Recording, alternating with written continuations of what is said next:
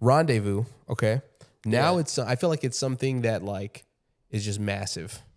One could say it's the most massive fingerboard event of all time. Maybe. I would say in the country it is for sure. I don't know if Fast Fingers in Germany is bigger. Maybe. I know a close rival event, Shreddermania.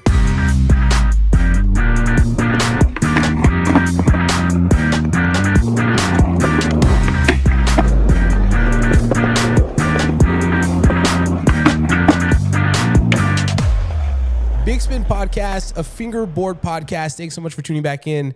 I am Chris. You are you. We're on the internet, and today I'm sitting down with someone truly legendary in his own right. A long time coming. Pause. Mike Schneider on the Bigspin. How's it going, buddy? It's going great. Thank you for having me. I'm super excited to do this. I know we've been wanting to for like a couple of years probably. Yeah. And I've been watching your show develop and stuff, so I'm even happier it's happening now because we both know how to speak better than we did 2 years ago. So hopefully people enjoy this. And I feel like you have way more to talk about now.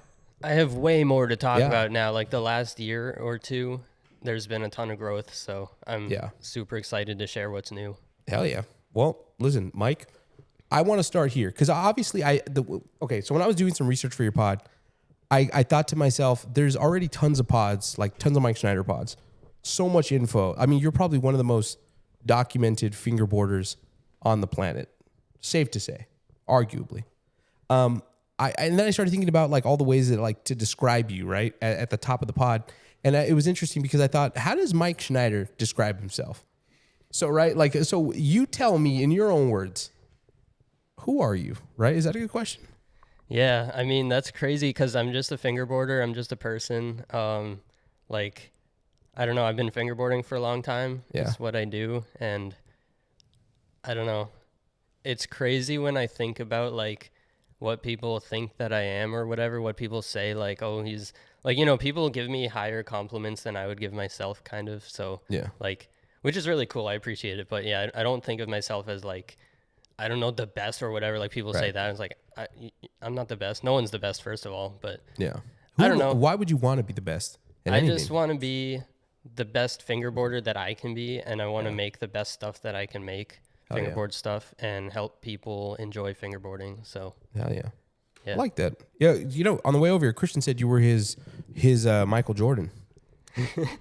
You know what I mean? Cool. So it's just one of those things where it's interesting that to kind of see yourself as, you know, just a normal person, but to everyone else, you're like a god among men.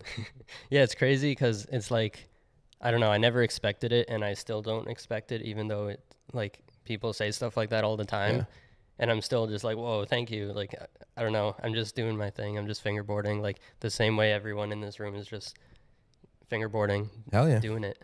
There you go. Well, let's do this. So obviously, I feel like there's so much to talk about because I feel like there's only been a couple interviews that I've done where the guest has so much history that it's hard to like fathom all of that in like a 2 or a 4 hour pod. So at any point we start talking and we start, you know, passing over something that is relevant that you want to talk about, let me know, reel me back in, and let's do it. Sounds good. Are you ready for this? Yeah. Let's talk about the night of baby Mike was conceived. Way back when. Wait. Okay. Before that, I gotta ask you the question. Not that question, but the question. Okay, I was about to say I don't know much about that night, but there's a bigger question here. I'm trying to figure out where we are, and I have a question for you. Okay, wait. Pause. Little background on you asking me this. When we agreed to do this podcast, Mike told me that he was going to ask me a question, but not just any question, a question that only I would know the answer to, and he would not give me any hints. And you better believe that I've Googled so many times, like, what is the answer to a question that has no answer? Because I feel like it's going to be super epic. But having said that, go ahead, Mike. Lay it on me. Okay. No, it's not that deep. So, okay. The Bigspin Podcast. Yeah. I've been watching it since it started pretty much. Yeah. Is it front side or backside? Ooh, it is definitely backside. Whoa. Okay. It is backside. That's crazy because I always pictured it as front side in my head. Okay. And I had this like really deep fear that you were going to say, I never thought of that before and I was going to get really upset. No. So I'm glad that it's backside. That's cool. It is backside. And you know why it's backside? I'm going to tell this story, and Christian and Jake give me shit for it all the time because I tell it all the time. But if you listen to the music of the Bigspin, right? So when I was coming up with the branding and everything like that, I had put together a couple loops on like on my computer, and it just didn't sound full. So I thought it would be cool to put the sound of a Bigspin in the song. So that's actually Yuto on the Manhattan set doing a Bigspin. And yeah, so. Wow. So there's an actual specific Bigspin that we're talking about. That's really good. Yeah, that's if you listen to the song, I'm proud to say that is Yuto doing a backside Bigspin on the Manhattan set. You should see if you can get the permission to like include that clip in the intro or something. That would be sick. It'd be pretty cool.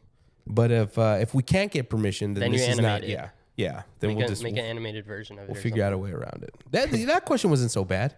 I told you it wasn't bad. Freaking out, you were bro. freaking out for like a year and a bad. half now. That wasn't so bad. And listen, I appreciate the question, but this isn't my pod. This is your pod. So back to it. Okay, now that I know where I am, I'm on the Backside Bigspin podcast. Yes, Backside Bigspin podcast. Continue. Okay, there we go. Let's start at the beginning. So I want to give a little background on, obviously, everything you got going on with FlatFace and with Blistered and with Duck Decks and all the Rendezvous and stuff like that. I just want to give a little background on you, essentially, where you're from, what was it like growing up there. Let's talk about baby Mike.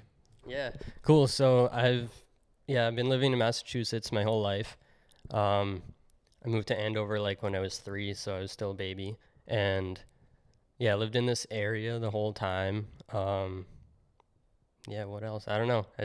I went to school here, and then I moved like 20 minutes away into the forest. Then I decided that was not for me, so I came back into town where the people are and where it's like more social and stuff. And I love that. You just speed run your entire life in 30 seconds. And at some point during there, I picked up a fingerboard, and here we are. And that's it. Like, comment, subscribe. That's been the episode. See you guys later. But, it's crazy, though, to think that, because obviously, talking about being in Massachusetts and, with us being in here for, Rendezvous weekend, it's crazy to think that we're pulling up right now.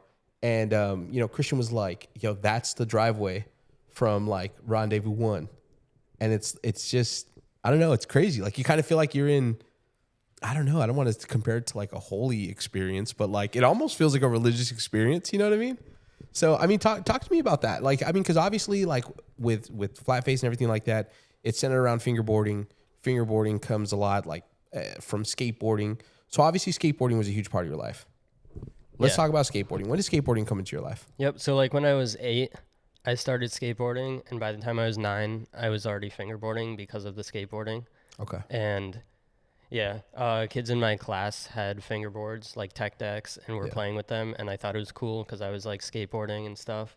Yeah. And so that's how all that started. I kept bugging my parents to get me a tech deck, and eventually I got one. I still have it somewhere. And there you go. Everything grew from there. When everyone stopped over the next few years, I just kept going. I had one friend, Pat McGinn. He stayed fingerboarding with me, and everyone else didn't care about it that much, just because if it's not your main passion, it's a fun thing for a while and then you forget about it. Yeah. So for me and Pat, we stuck with it, and then just kept fingerboarding. I don't know. I don't know if I'm ready to hear all these legendary names that are about to come up in your podcast. You know what I mean? Because it's doing a deep dive on your YouTube. It's not only can you find tons of skateboarding stuff, but there's a video of you playing Nash from Sorry Skate, and you guys are 11, 12 in the video?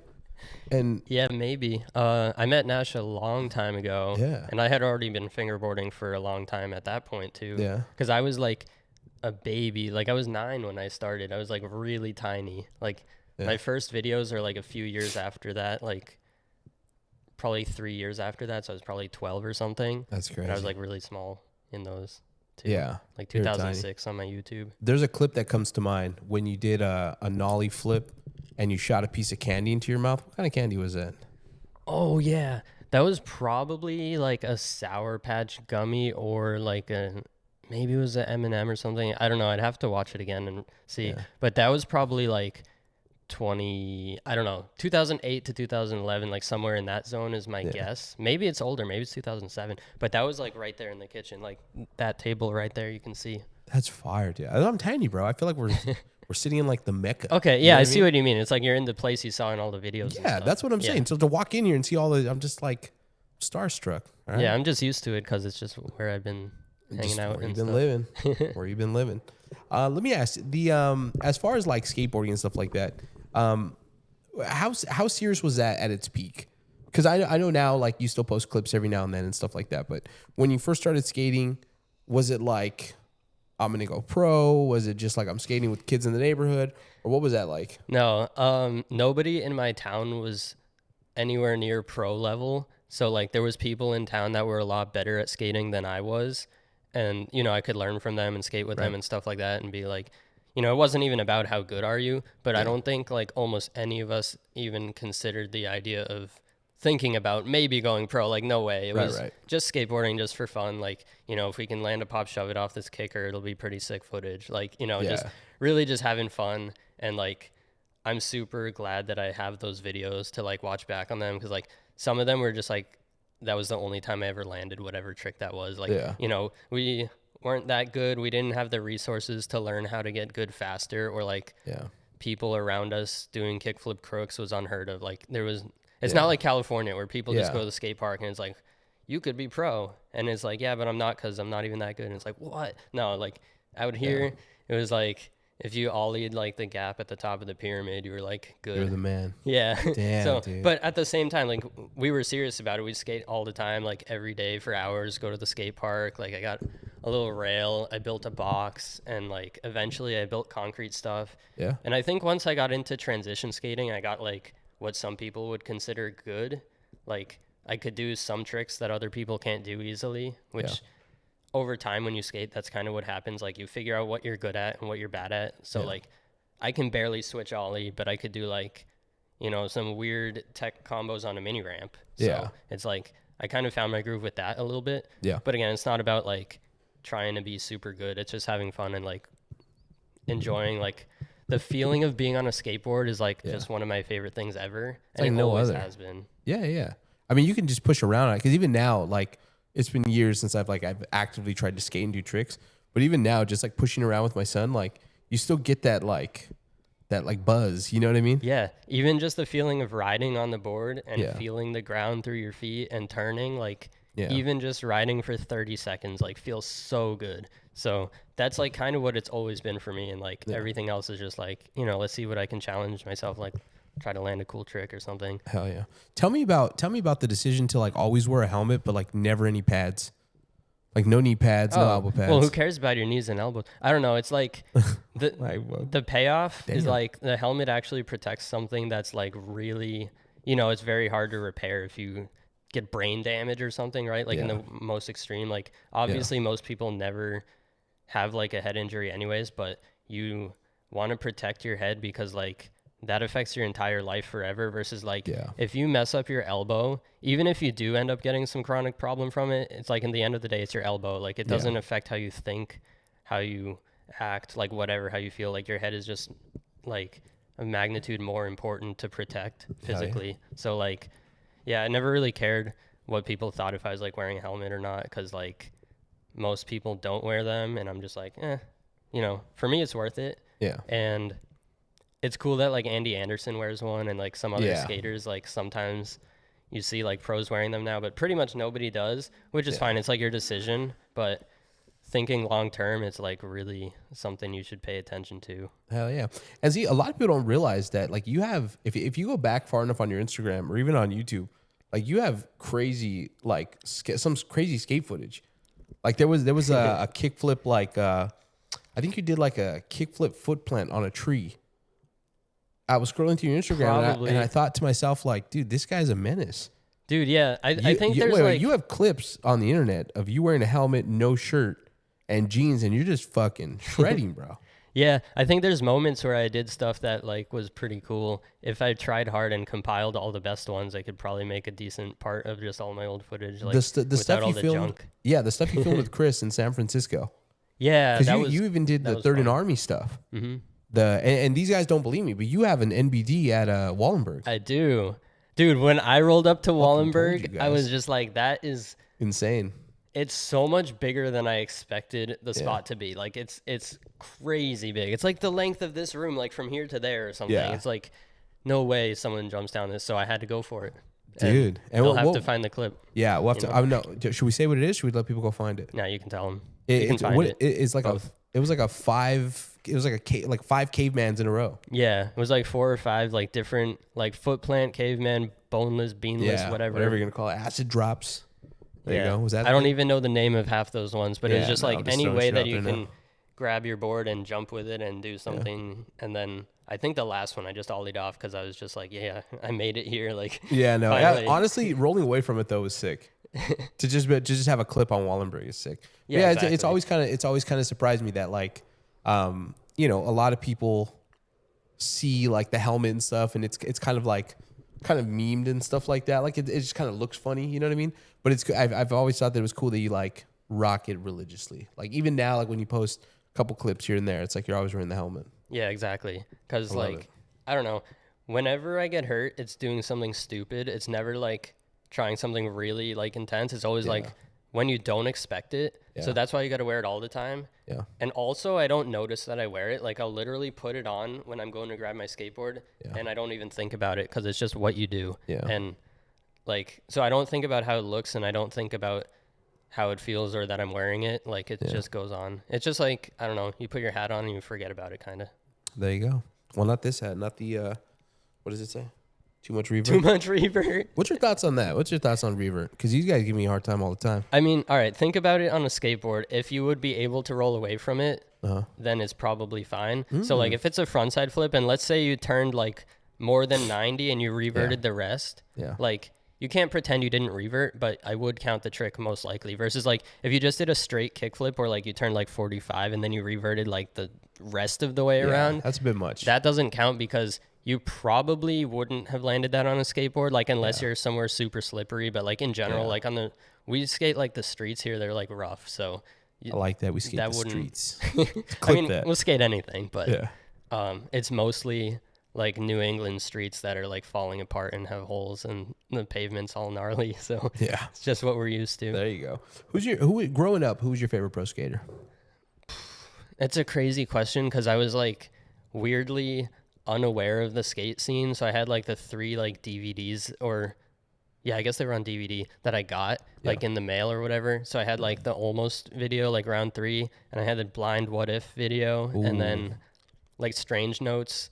That might be local or maybe not, but anyways, what was the one that John Coins in? I have that too. I forget if that's that or something. But anyways, it's me. I had like 4 videos that I can remember right now. And then I had like Tony Hawk's trick tips where it's like to do a kickflip. I remember that. Flip your board as a kickflip and then land on it. And I'm like, that didn't help at all. I remember when he had that random guy in it. Remember it was like half of it was him and then half of it was some random dude. Yeah. I'm sure he was like another pro. But I always thought it was so weird. It was like Tony Hawk's, trick tips. And some other guy comes on the screen. You're like, bro.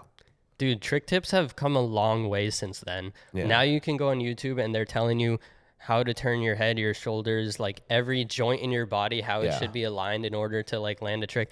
And if I had that stuff when I was growing up, I probably would have learned at least how to land like a feeble grind or something. Like, it's like certain tricks I never got. Yeah. And I probably could have figured them out. Maybe I still can someday. But what about favorite skate brands? Any like brands that were like, I gotta have that. Oh, I gotta have that skateboard. Well, so you said favorite skater, and I forgot to answer. So, like, I didn't have one favorite. I like Tony Hawk a lot, but I wasn't like a vert skater, so it's like a different league of his own kind of. And then I just had those few videos, so I would probably have like, it depends when you ask me, but I would just pick one of the dudes in that like Day One, or hell yeah, like Chris Haslam is a really sick one because like on a fingerboard I do a lot of those tricks like board slide kickflip out off a rail. That's insane. That kind of stuff. Yeah. He did that stuff in like 2004, whenever that was. Trendsetter, bro. Really crazy stuff. So I don't know. Yeah, I mean, there's a lot of skaters that probably influenced like my fingerboarding and stuff, but I don't know. Do you feel like any of those brands, not to skip ahead and start talking about FlatFace, but do you think like any of those early skateboarding brands kind of like influenced the way that you approach FlatFace graphics or just like the style or the aesthetic of the company?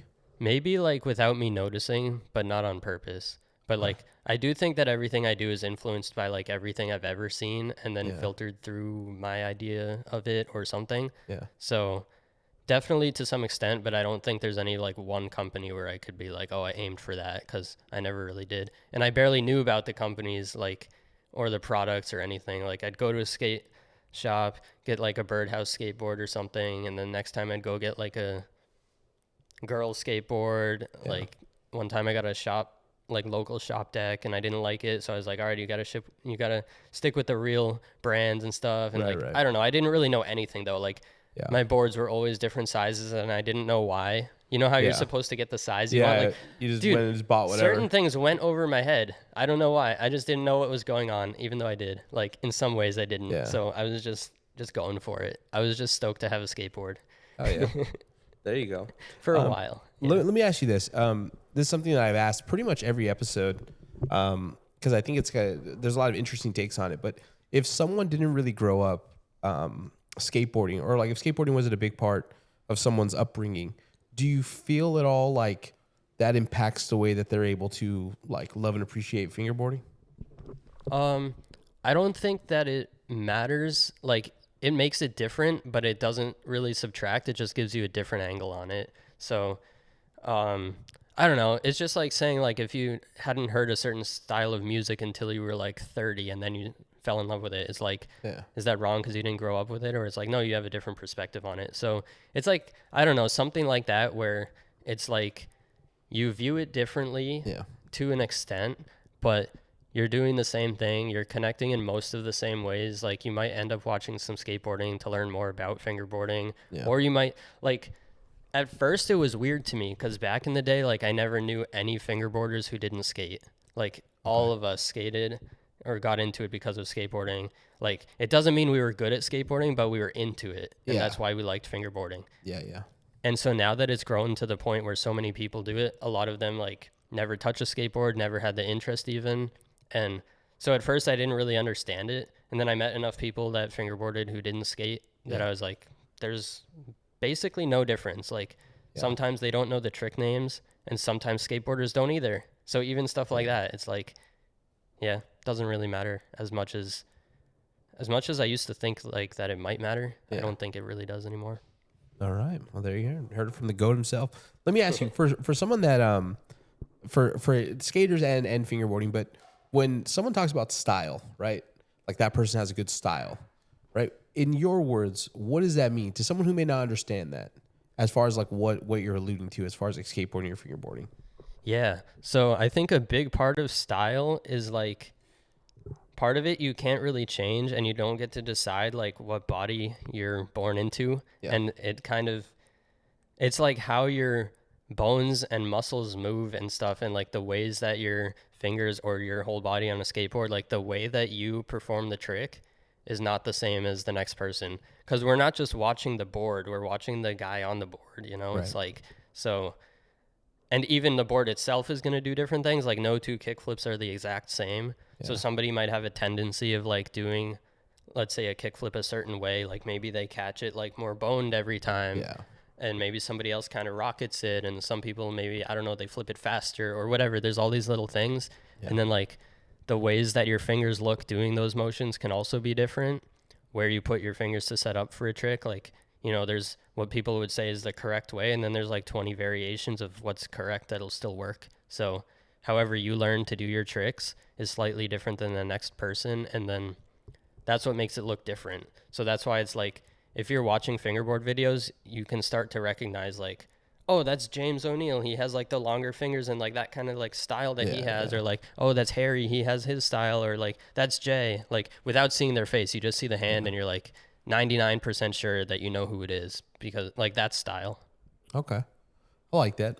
A good tie in here, and throughout the pod, I'll factor in questions from the internet. Someone wanted to know, you personally, when consuming, you know, watching fingerboarding, would you prefer to watch really solid basic tricks done really well and stylish, or are you more for someone doing like crazy like theatrical tricks but maybe not as consistent or stylish as the easy tricks? Yeah, I love that question. It's a little bit of both, but I think I'm leaning towards the clean thing because if somebody's doing crazy tricks, I kind of want to see that first, but I don't want to see a ton of that if it's sloppy. It gets old fast.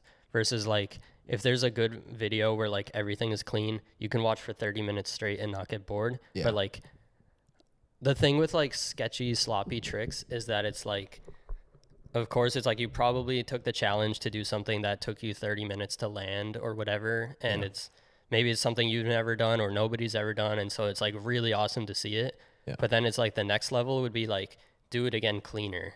Yeah. You know? And then you get the best of both worlds. So I know that's not that easy to hear when you do. Like, there's been tricks where I came back to multiple days because I couldn't do it and, you know, kept landing it bad or whatever. And it's like, you do have to challenge yourself to try to land it cleaner because it's just that much better. Like, if easy fingerboarding has to be clean, then we know hard tricks can be clean too. Yeah.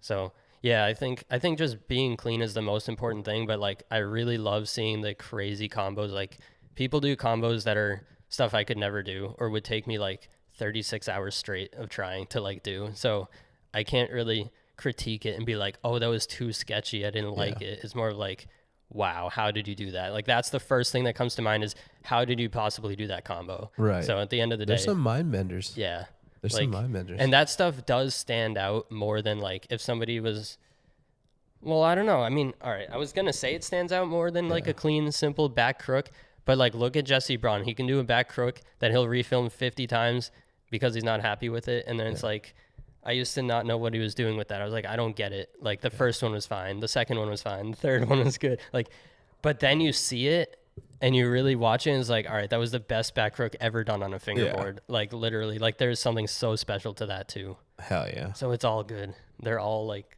there's something really like masterful, I guess, about all the different approaches. Hell yeah. That's one way to do it. Let me ask you, before we transition away from skateboarding, were you big on the Tony Hawk games? Yeah, Tony Hawk games are another like key component for sure in like my upbringing. Like, that's where I learned the names of all the tricks and like, I don't know, maybe got inspiration for some tricks or just like stayed hyped on skateboarding whenever I wasn't skateboarding. Going out on a limb here, were you a Rodney Mullen guy? Like, when you had to select your player? I don't even remember who I would select, to be honest. No. I played a ton of Tony Hawk 3 and 4. I did play 2 and 1 also, but like 3 and 4 was like where I like hung out. Like, I spent the most of my time. I have like the most vivid memories of those ones. And I think it was kind of like with the skateboarding thing where I didn't like know about all the different skateboards. I kind of didn't know about the skaters like too much, so I didn't care like who I picked. I just like kind of went for it. Did you ever pick them based on stance? Like, you're regular, so you pick someone that skates regular? Yeah, I'm goofy, so I'd probably pick someone goofy. And I think whoever I'd pick, I'd try to like, I don't know, get the stats up and stuff anyway. Get the stats up. That's crazy. So let me ask you. So it sounds like skateboarding came first, and then fingerboarding kind of, you know what I mean? Obviously, it's so closely related. Fingerboard came in a close second. Would that be fair to say? Yeah. Hell yeah. Before, you know what? Just someone from the internet, right before we get away from skateboarding, someone wanted to know your first skateboard, if you remember what it was. I know we kind of talked about a couple brands. My first skateboard had like blue flames on a black background. That's hard. Yeah. You got to bring that to a FlatFace board. I could probably like make it. Like, I remember pretty well what it looked like. It's pretty much just what I said. But after that, I think I got a Tony Hawk, like my first like real pro board, because that was a kind of like intermediate. Like, it wasn't like my first board. It wasn't the worst like Walmart board with like the flat concave. Like, it actually had a shape and stuff. Yeah. But it wasn't that good. So eventually I like found out there was a skate shop nearby. And so I got like a Tony Hawk board, and I got like, you know, everything, like trucks, wheels, bearings, like, so that it would be all good stuff from the shop and not like my beginner kind of complete. And yeah. So it was like a black background with like the kind of silver like skull dude that's kind of like curved like this. I don't know what the name of the graphic is, but we'll find it. Hey man, there you go. Yeah. Let's talk about fingerboarding. So when from fingerboarding came into your life, was it tech decks straight away, or what? Yep. What was the? Yeah, it was tech decks. In my classroom, 4th grade, like everyone had tech decks, and then I got one. Yeah. And then eventually I started like putting skate grip on them, like gluing the axles Modding them out. Yeah. It's crazy to think that like so much of this like era of your life, like you documented all of it. And I think it's crazy because sometimes I think like a lot of social media people like get frowned upon because it's like, oh, you film too much, or like, you know what I mean? Like put your phone away, just enjoy it. But it's like, I feel like you're the prime example. I feel like you're like one of the original fingerboard content creators, and you're the prime example of why you shouldn't always just put your phone away and stuff, because now you can look back to when you were young as hell. Like, bro, when you flip the candy into your mouth, what were you, like 12? Yeah, probably. You know what I mean? Probably like 15 or 16. But yeah, there's stuff from when I was 12 on there too. And it's like, I have the memories, and then I can like check if the memory is accurate. Like I can go on the video. It's like so cool to see all that stuff. Yeah. And yeah, I mean, there's even times where I'm like, I wish I filmed more on like this specific trip to Germany or whatever it is. Yeah. And at the same time, I do believe in also what you said, like you should put everything down and like make sure you're enjoying what you're doing, and you're not just enjoying it through a screen in front of your face, like filming, like, so there is a balance for sure. Oh, and yeah, time and place. That's also why I like having a camera, because I could just film everything on my phone and it looks really good and stuff. Yeah. But when I have a camera, I'm like more intentional about it, because it's like, here's this object that I have to bring around with me, and like I keep it on all manual, so I have to set the settings and like be mindful of what I'm capturing, and then like not waste, you know, it's heavy. Like, dude, these mics are like heavier than my camera, but my camera's pretty heavy. And, you know, so you're filming with it, and you really pay attention to like what you're capturing and why, versus the phone is like, you could get carried away by just filming like everything, cause it's so easy. So yeah. Did you have so when you first started, fingerboarding, I know you mentioned, you had one friend that really stuck with it, but what was like the overall consensus to it, like around school and stuff like that? Do you feel like a lot of kids early on caught on to the fact that you can do tricks with them and stuff like that? Because even for me, I remember loving tech decks and like collecting them and trading them and stuff like that. But it never occurred to me that like, oh, I can, you know, do a kickflip on this, or, you know what I mean? So at early on, like, were you just zoned in on the tricks, or what was it for you? Yeah, we were doing tricks right away. I was trying to learn kick flips. Like, everyone was flicking them with 3 fingers, but we were trying to control it, and eventually getting, you know, all these kick flips, whatever. I was trying kick flips for a long time and kept doing varial flips, so I really have those on lock still. Like, I can do varial flip to like whatever grind like super easily, because I got super good at varial flips, and then eventually I figured out how to keep it just like straight kick flip. So yeah, we were doing tricks right in the beginning, and then like me and Pat would be on a similar level of fingerboarding. Like, when we were fingerboarding together, he was really good. We could each do tricks that the other was not as good at, so he had like really good switch and nollie stuff, I remember, like very early on, versus for me that stuff came later. And yeah, like he was really, really good at fingerboarding too. And then like my other friends who did it, like they never got that good, which maybe that's why they weren't as interested, or maybe they didn't get good because they weren't interested. I don't know. Could be either way. But there you go. Yeah. What was it like when you kind of started realizing that it was more than just a toy? You know what I mean? Like when you kind of realize that there's like these tech deck pros and they film video parts and stuff like that. Like, because this is early tech deck. You know, we're talking about like you were there when it was happening. You know what I mean? Yeah, I was on like the tech deck message boards and stuff like way back in like 2003-ish. Message boards is crazy. Jake has no idea what those are. Really? That's crazy. There's no way he knows what a message board is. Actually, a lot of people don't, so I could try to explain what a message board is. It's basically like, actually, I guess the easiest way to describe it is like Reddit, but better. Yeah. Reddit, more organized. A lot of people on the pod talk about, Mallory was talking about how, you know, when, you know, now if, you know, you do a drop, you just go to FlatFace and then order a board, or you know what I mean? But she talks about a time when, you know, people would be posting like their pictures of their boards and stuff, and you would just send money in the mail and you just hoped you got something back, you know? Yeah, all our first orders was cash in mail. There was no PayPal. There was no credit card processing. Like, no one knew how to do any of that stuff. So, yeah, that was completely normal back then. Now it sounds kind of crazy, but yeah, if you just take like, you know, $10, wrap it in Actually, it wasn't 10. It was like $5. Like boards were very cheap back then, and they were not as nice as they are now at all. Are we talking wooden boards at this time? Okay. Yeah, you'd get a wooden board for like $4, $5, like $6, but they weren't the quality that like even today's worst brands are. Okay. Mostly. Some of them were really good, but like the craftsmanship quality was low. A lot of stuff would have like plies coming apart or like bad lacquer or no lacquer, and like certain boards were really good, so I don't mean to like talk down on the boards of that era because I still have a lot of them and they're sick and like. But there's a reason that they were cheaper than they are now. Not just like the dollar changing over time, but also like the quality and stuff has gone up a lot. Let's do this. Let's jump into still talking about early fingerboarding. I mean, obviously for you it was tech decks, but when does wooden fingerboards kind of come into the picture for you? Was it something that you kind of thought like, hey, can make this out of wood, or when did you first see a wooden fingerboard? What was that like? Yeah, so I got my first wooden fingerboard, I'd say within around a year or so of starting, and it was called Skull and Bones. It was $4, and it came in a paper envelope. And half the time when I would order them, because I ordered them a few times, half the time it would just come empty, ripped. Because, no way. I mean, if you try to mail a fingerboard in a paper envelope, that's what's going to happen. It's going to rip because they go through these like mail sorting machines that are kind of flat, and then it's over. So, but yeah, I got the first one I ordered, and I got a few others. I don't know if I still have them, but I hope I do. But they were really wavy kind of shape, like very primitive. First one I had was either black or purple, and yeah, it was like maybe 3 or 4 plies of wood, like very thin. And I remember I put skate grip with like the flies on it. There was like a printed skate grip, and then I probably changed it because that grip was like less good than the regular grip. Probably put like orange grip on it after that or something. The orange grip's crazy.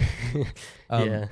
As far as for those early boards and stuff like that we were talking about, when does the idea that you can kind of start doing that yourself? Was it because I know you're around other people that were doing boards? At some point, Scott B enters the picture. He's doing Scott B decks, and then you have John Coward. So like when in your mind, when does it say like, oh, like, you know, maybe I can make a wooden fingerboard? Yeah, it was before them even.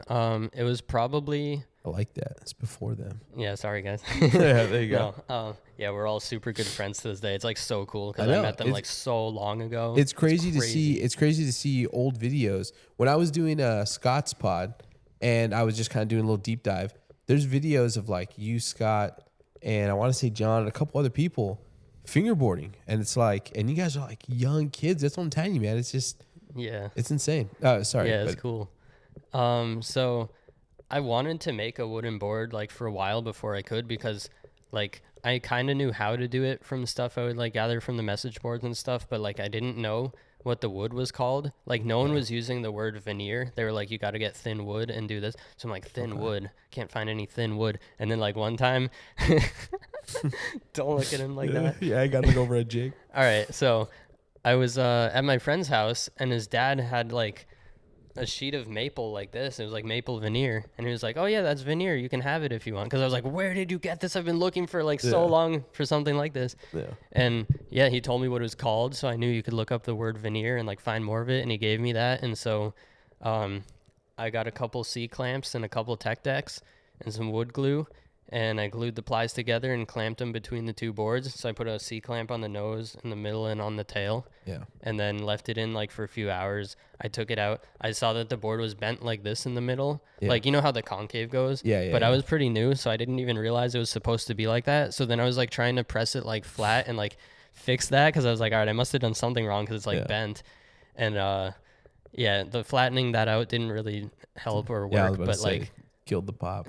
Yeah, it just kind of did nothing. But that was my first wooden board, and I still have it to this day, which is crazy. We're gonna need to check that out. Yeah, it's deep in storage right now, but I gotta pull it out. But I can at least show you a picture of it on my site, because I have like that museum section. I think it's on there. Hell yeah, we definitely gotta check that out. Yeah, eventually I gotta get the whole collection out and figure out a way to like display it properly, which is like difficult because there's so much in it. I know. But, and then, you know, not to go too far ahead and talk about wheels, but you recently were showing off that big poster that somebody made with all the history of the FlatFace wheels.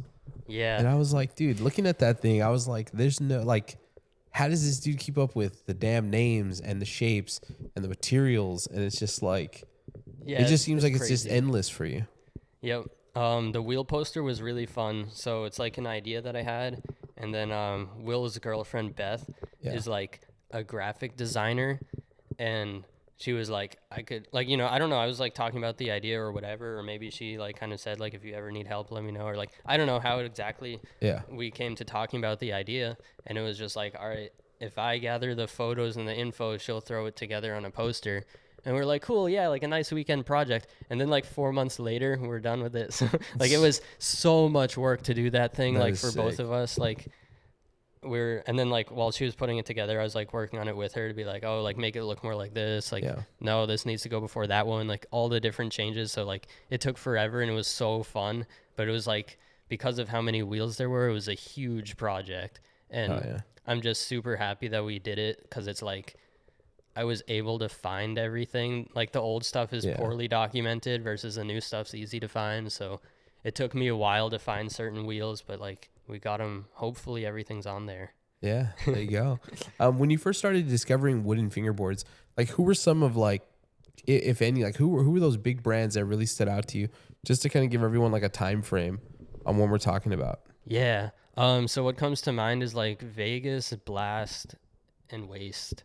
And it's cool because Waste just came back. You may have seen him around. Okay, maybe.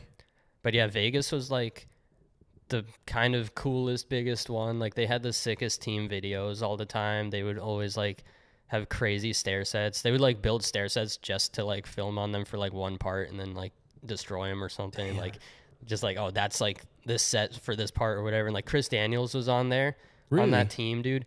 Watch his the only Vegas video I can remember the name of is called Form of Sin, because I think it was their last one. Okay. And I don't know why they named it that, but they were trying to be cool and dark and all that. Edgy. And Chris Daniels' part from that is still one of the all-time best fingerboard parts ever. Like the tricks hold up to this day, and it's mostly on either a tech deck or a Vegas deck.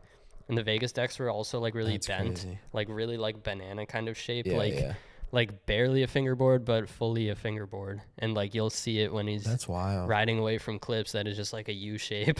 Yeah, dude, that's so crazy. I mean, because Chris Daniels is already like legendary. You know what I mean? He really is. Like he was someone that I looked up to like in my early days of fingerboarding. So he probably started before me, because he was way better than me in the beginning. There you have it. You have the go to fingerboarding looking up to, and who they look up to. So that's crazy. There it is, Chris Daniels. Hey, you know what? The best guy ever. He's awesome. Oh, dude, I love Chris Daniels. We still got to get him on the pod. Yeah, you do. Still got to get him on the pod. Let me ask, when it comes to you getting the idea for making boards to essentially sell them, and you coming up with the idea to host an event, you know, or bring people together for fingerboarding, which would eventually turn into Rendezvous, what kind of came first in that? So like, was FlatFace already a thing, or like in the early days, or did Rendezvous kind of come first? Yeah, so I started FlatFace basically in the very beginning of my fingerboarding. Like I was just kind of making stuff and selling it like in camp, like summer camp. Okay. Making fingerboards and selling them for a few bucks. And then I made like a little website, because I was like super into computers. Like now anyone can make a website pretty easily. Yeah. But yeah, it was kind of like new territory at that point. So I just made a website, and it was kind of like, you know, just here's my email. Send me an email if you want to buy a board, and I'll tell you where to mail the cash to. That's and crazy. Then, yeah, they'd send the $4 with a little piece of paper that says their address and what they want. And then, honestly, like it became overwhelming really fast, because a lot of people wanted to buy them, and I couldn't keep up for a while. So sometimes the orders would take a few months just for someone to get one board. That's crazy. So we're a lot better now, but yeah. So that all grew within the first like few years gradually. And then, the events started in 2007, I believe. So I watched, the Black River video, like Pissing Fingers 2, which is still one of my all time, like most influential videos. Like I learned how to tray flip from like that one super vertical tray flip on a bank that Nick Herzog does in that. Yeah. And like I would just watch that clip over and over again. Like that's how I learned how to tray flip. And I still try to get like a really nice round tray flip like that one. Like it's still in my head like sometimes. That one tray flip. Yeah. It's like the sickest tray flip ever. That's crazy. But yeah, I saw that video. I don't know, 05, 06 ish, whenever it came out, and then, or whenever I got it, anyways. And then that's what like gave me the idea of like, wow, you could like meet up with other people and put like a park somewhere and fingerboard, like find other people, not Get just them like together. your friends from town, but like, yeah. So I posted kind of like on, probably on FFI or something, and said like, you know, if anyone can come fingerboard, like let's do this on this day and whatever. That's and wild. Then And that was right out here in this driveway.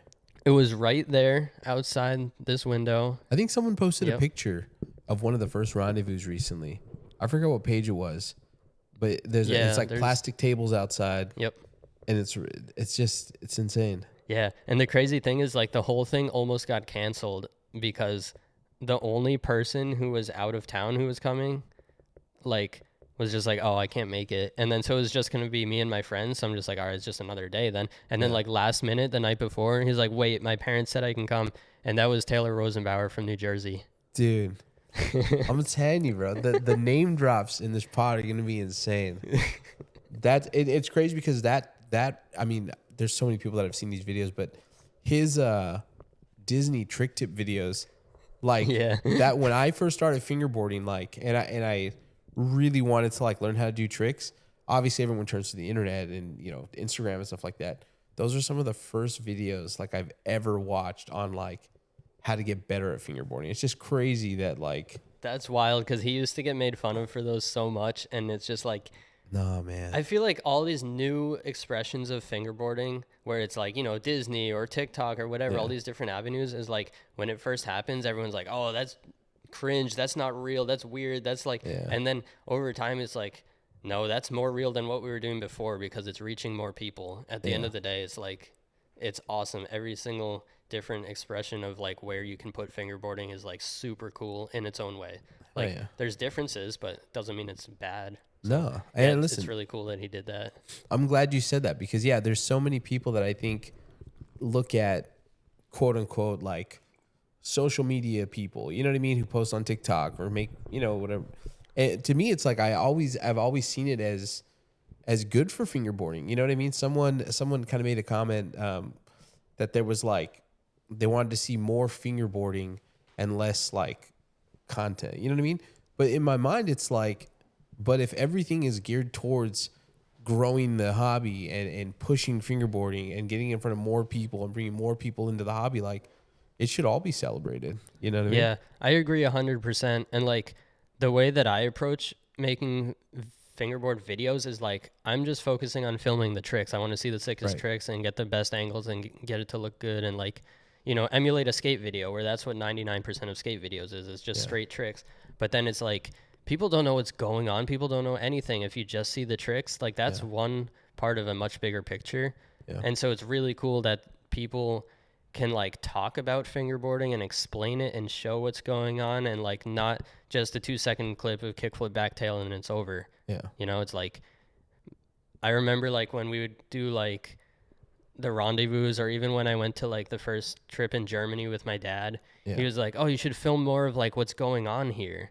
And he was right. And I was stubborn and I was just like, no, I want to film the tricks, cause like that's still to this day, like my focus is like the tricks. That's just how my videos are. But I try to incorporate more like B-roll and atmosphere and stuff. Cause that's the stuff that I always wish I filmed more of later. It's like, oh, I didn't show what it was like to be there. I only showed the tricks. Oops. Behind the like, scenes stuff. Cause it's so much more than just the tricks. It's like the people and the area and the vibes and the food and like all the different things come together. Oh, before I forget, Taylor Rosenbauer has a part in the upcoming FlatFace team video. Does he really? Yeah. We got to maybe talk about this off cam, but I was like, bro, I got to do a little mini pod and just catch up with him. So many people like would just love to just get like a little clip of him just like where he's at in life. You know what I mean? And just kind of get that. Yeah. Dude, he's difficult to reach. We got to connect. Dude, I almost reached out to his Facebook. You know what I mean? His company and just been like, yo. Yeah. Just shoot my shot. Send him a DM. Like he recently got back into fingerboarding. He ordered some stuff for me and I sent him a full complete like as a gift also. And Yeah, he seems pretty hyped on it, but I think he's extremely busy, like with his business and stuff. Yeah. He's Like, doing like this crazy. it was broker hard for me business, to get a part from him. Like, it's a shorter part, but it's like the same fingerboarding level as his old videos, where it's just like, oh, he's so good still. It's like he never stopped, which is crazy. That's insane. Because when we talk about legendary parts, that's someone who has some. He's got a bunch. Yeah. Yep. That's crazy. Let me ask you, because we're talking about like early FlatFace. There's crazy. How do I say this? There's a lot of crazy rumors about where the name came from. And and not to spoil the answer here, but you recently posted online that like there's no story behind it. Yeah, people just started making up stories about it, and then some of them were pretty mean, so I felt like I had to address it and be like, no, that's completely untrue. Okay. No idea where it even came from.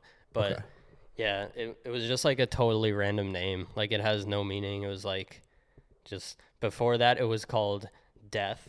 Like Death Fingerboards. No, my dad was like, dude. And I was like, Dad, I want to put an ad in the newspaper for my fingerboard company. And he was like, oh no, sorry, I got it wrong. It was called Deaf. And then he said, if I want to put it in the newspaper, like, it can't be called Deaf because it's like offensive to people. Yeah. So then I changed it to Death, which is like 1% better, dude. Like, that's almost just as bad. I guess it's a little better, but it's not that good of a name. And then again, I was like, all right, I got to change this like a few weeks later or something. And so I chose FlatFace, and then it stuck, and it had like no meaning at all. So then like when it started getting popular, I felt like, okay, I should give my brand a better name. But then I was like, oh, it's like too late now. It's like already known. Everyone knows FlatFace. Like, I can't change it. And so it's just stuck ever since. Hell yeah.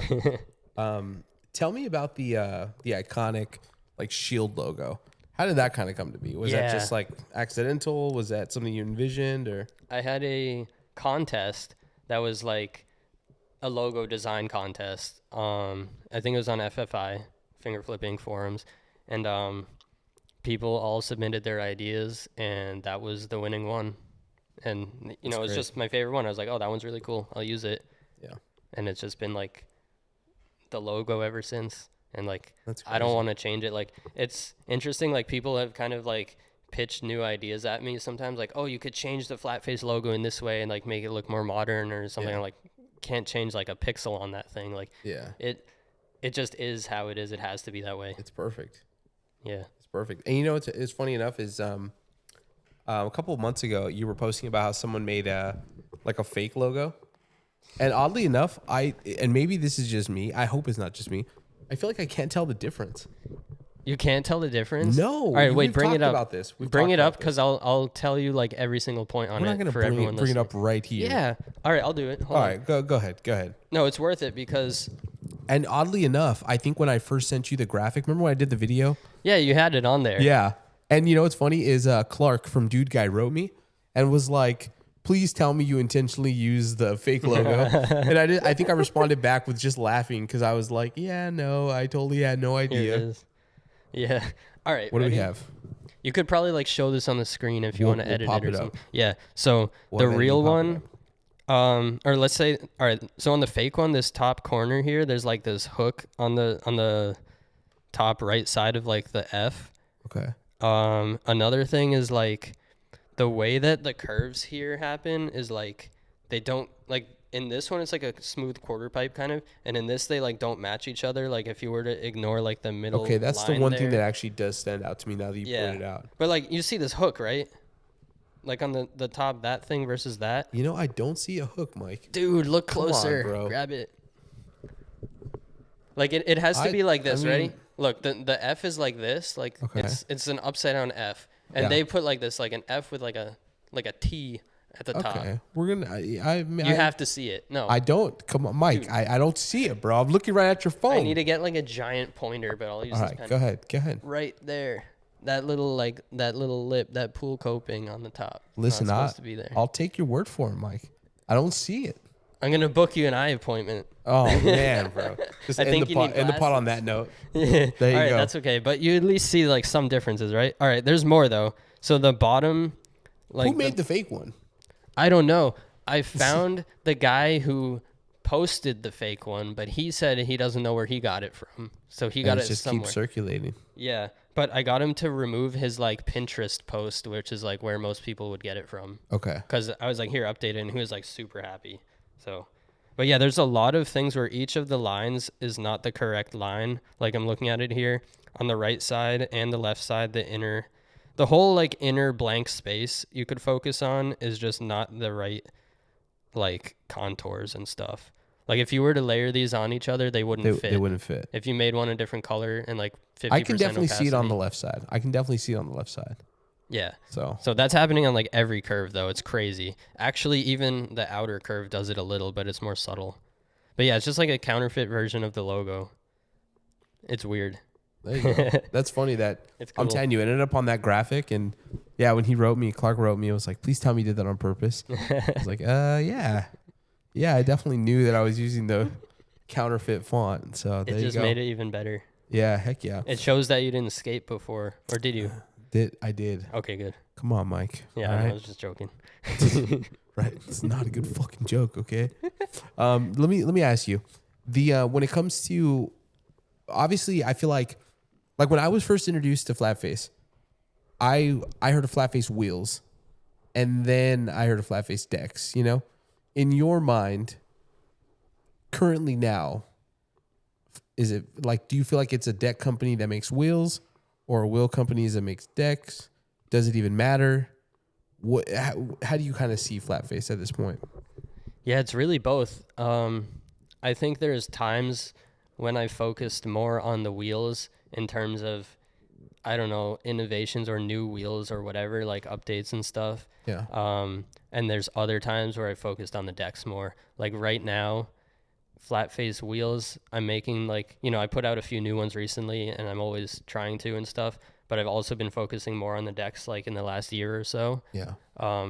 So like with the decks, we used to only just do one size up until like a few months ago, or like we'd occasionally have like a 32 or something, but it was really just 33.6 like for all of them. Cause I'm like, I'm just making the board I want to ride and like letting other people try it. That's pissed me off for so long, by the way. Like you know, if I get 34 trucks, I want a 34 board. And I feel like it messes with me. And Jake knows this. Everything has to kind of line up. Yeah. And that one little deviation just like rubs me the wrong way, Mike. Well, you're in luck because this year. Okay. Is this an exclusive? No. Oh. It's not exclusive, but all right. Yeah, just as of recently, I released a ton of new sizes and shapes. So like, instead of it only being 33.6, we're doing everything from 26 to 36 at the moment. Okay. And like, there's 29s, 29.7, 30, 31, 32, 34, 36, like Damn. all kinds of stuff. You just got to be fast on the site because they sell out really quickly sometimes. But yeah, there's like pretty much any size somebody could want instead of just one size option. So it's kind of reaching more people that way, but also like I've been using more size boards than just what I used to use. Yeah. So it's fun for everyone. Okay. Let me ask you. So obviously we talked about the early FlatFace board, right? We were just making it with the maple veneer that you got from the homie's dad. Yeah. As the boards start to get more refined and you kind of get better at your craft and stuff like that, what does the manufacturing of those boards look like? Like, were you up until what point were you cranking out every single deck on your own? Yeah. Before I forget, this is random, but that friend who gave me that wood, I mean his dad, he was the first person I ever met who said I don't listen to music. I just had to throw that out there that exists. I feel like a concept. Did you know him well? Yeah. Okay. Yeah, it was my friend's dad. Like we were friends for a few years and then he moved like somewhere else. Okay. Definitely not a serial killer though. No, we were I don't know. They live somewhere else now. Oh, I mean, because the no music's kind of crazy. They seemed fully like normal people to me though. All of them, like his whole family, they were chill. But yeah. We were driving and it was silent. I was like, how come your car doesn't have music? You know, every car I had ever been in had music. And he was like, oh, I don't listen to music. And I was like, why? And he was like, it's too repetitive. And like, that was the first time I kind of noticed that music is repetitive. But like, that's kind of the point. Yeah. And like, they got a part you like how it sounds. You get to hear it again and again. Yeah. Like, you got the patterns going. I play songs on loops. But back to making the boards. So I was making them all fully by myself for many years, and then eventually it was just like I can't keep up. It's too many. It's too difficult. Like I need some help on the process. Yeah. And I don't remember which even came first. If it was, I think it was like getting help molding the boards, like having another person press them. Yeah. So I'd be like, here's a mold, here's some wood, here's some glue, here's what you do. Yeah. Do this and I'll pay you for it. And then, yeah, stuff like that. And then we got a guy who used to do the lacquer. Now we do the lacquer here, like by ourselves. Okay. But if you have any of those like insanely shiny FlatFace boards from a certain era, that was like when we had that guy. Yeah. And he just randomly disappeared. Like table lacquer. So damn, bro. yeah, really weird. Hopefully he's good wherever he's at. Me too. I'm worried. But he used to come here, pick up a batch of boards, lacquer them, and they would just come out like glass. Damn. Yeah. But anyway, so we're lacquering them here, and we just figured out how to get them shiny again. Took a little while. Yeah. But we're doing pretty good with them. I'm really happy with how they're coming out now. So. And at the time that you're starting to make boards and stuff like that, the internet's not what it is today. So it's like, how did you kind of overcome a lot of that early learning curves? Because if you want to make a fingerboard today, there's hundreds of videos. I mean, there's so many brands you can reach out to. Like, it's not, and I say this respectfully, but it's not rocket science to make a fingerboard. Yeah. Or even a half decent fingerboard at this point. But at that time, I mean, the internet's not what it is now. You know what I mean? So how did you it was a lot just trial and error, or yeah, there wasn't did you have much any on other there. brands or friends that you kind of looked up to and spoke with about it? Brandon Jones' Bondo mold tutorial was a big one, because that's how I learned how to make my first mold. And then, so I used that technique, and I'm sure I learned about the cross grain plies, like vertical, horizontal, vertical. That was probably somebody posted on FFI or in a video or whatever. But yeah, most of the stuff I kind of had to figure out through trial and error, like trying different glues and this and that. Like most people don't even say what glue they use, or if they do, it's like a generic one. But there's all kinds of different stuff that I've tried. Like I've tried epoxy and wood glue and different types of things to see like what works the best. And like when I got my metal mold made, it was I went to my machinist who like makes my wheels, and I'm like, here's what I want. And he's like, all right, it's gonna be like $5,000 something. It was like so expensive, especially for back then. And I was like, well, this is like what we need to do to bring it to the next level. So I got like the most expensive metal molds made ever, and it was good. And yeah, like you couldn't just go in a company on the internet and buy a metal mold. Like there was no fingerboard. Like I'm sure like maybe someone else did what I did and like had them locally made by a machinist or something, but it wasn't just like something where like there's a dedicated like service for it and it's affordable.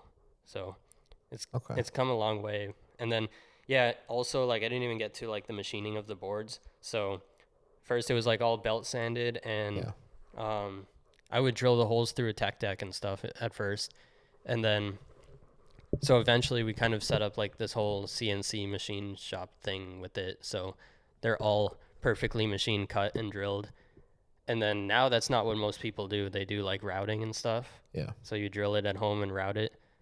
So I avoided the router thing for a super long time because I was like, I have like a really accurate system and it's safe and we don't have to do anything. We just give it to them and they do it all. And, you know, sometimes we have to wait too long and it takes a while. We can't get any boards for a few months. So it's like, all right, we need to be more independent. So now we do both. So some shapes are routed. That's how we're able to do all the different widths now. And then the standard like 32 and 33.6 we can get machined also. And that's also part of me trying to make more boards because like we can't keep up with the demand no matter what. So I keep adding people to help out with sanding and with routing and drilling and pressing. Like now I have 3 people pressing the boards, and I have to like make sure everyone's on point using the exact right technique that I do in order for it to come out consistent. Like measuring the thickness of the ply combo before it goes in to make sure it's not going to be overly thin, because like for a while there was too much variation. So it's like the more help I have, it's like the more on top of it I have to be, like make sure everything's like quality done control, proper. So I've been doing a ton of that recently, and I'm super happy with the result. Like things just got better and better. Oh yeah, there you go. When it comes to you know, when you start selling the boards and stuff like that, what is in those early days? What's coming with the board you buy? Nothing. Bubble wrap. That's it. You get a board bubble wrapped and it's in a bubble mailer. And I guess if I have stickers, you might get a few stickers, but like That was it. There was no packaging for a very long time. I think the first packaging was the G12 packaging. Okay. Why do the yeah. boards even now not come with grip? I don't know, because, like, I feel like whatever grip I give you is not going to be the grip that you like to use. Like, there's so many grips out there, and it's like, even if it's my favorite, like, my favorite right now is Gory Grip, and that's so grippy. Okay. Like, some people don't even want to use that. They're like, it's too grippy for me. Like, I'd rather use something like Dynamic or FBS are, like, my other two favorites, and those are more of, like, a go-to.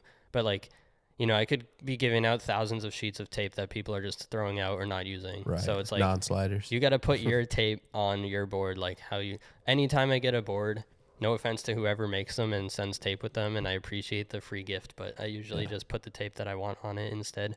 So that's kind of my approach with it. Is like people generally just have the tape they want to use. Okay. And I guess if they don't, they can buy it. Good answer. But yeah, I just don't want to like force the wrong tape on people or waste it. Okay.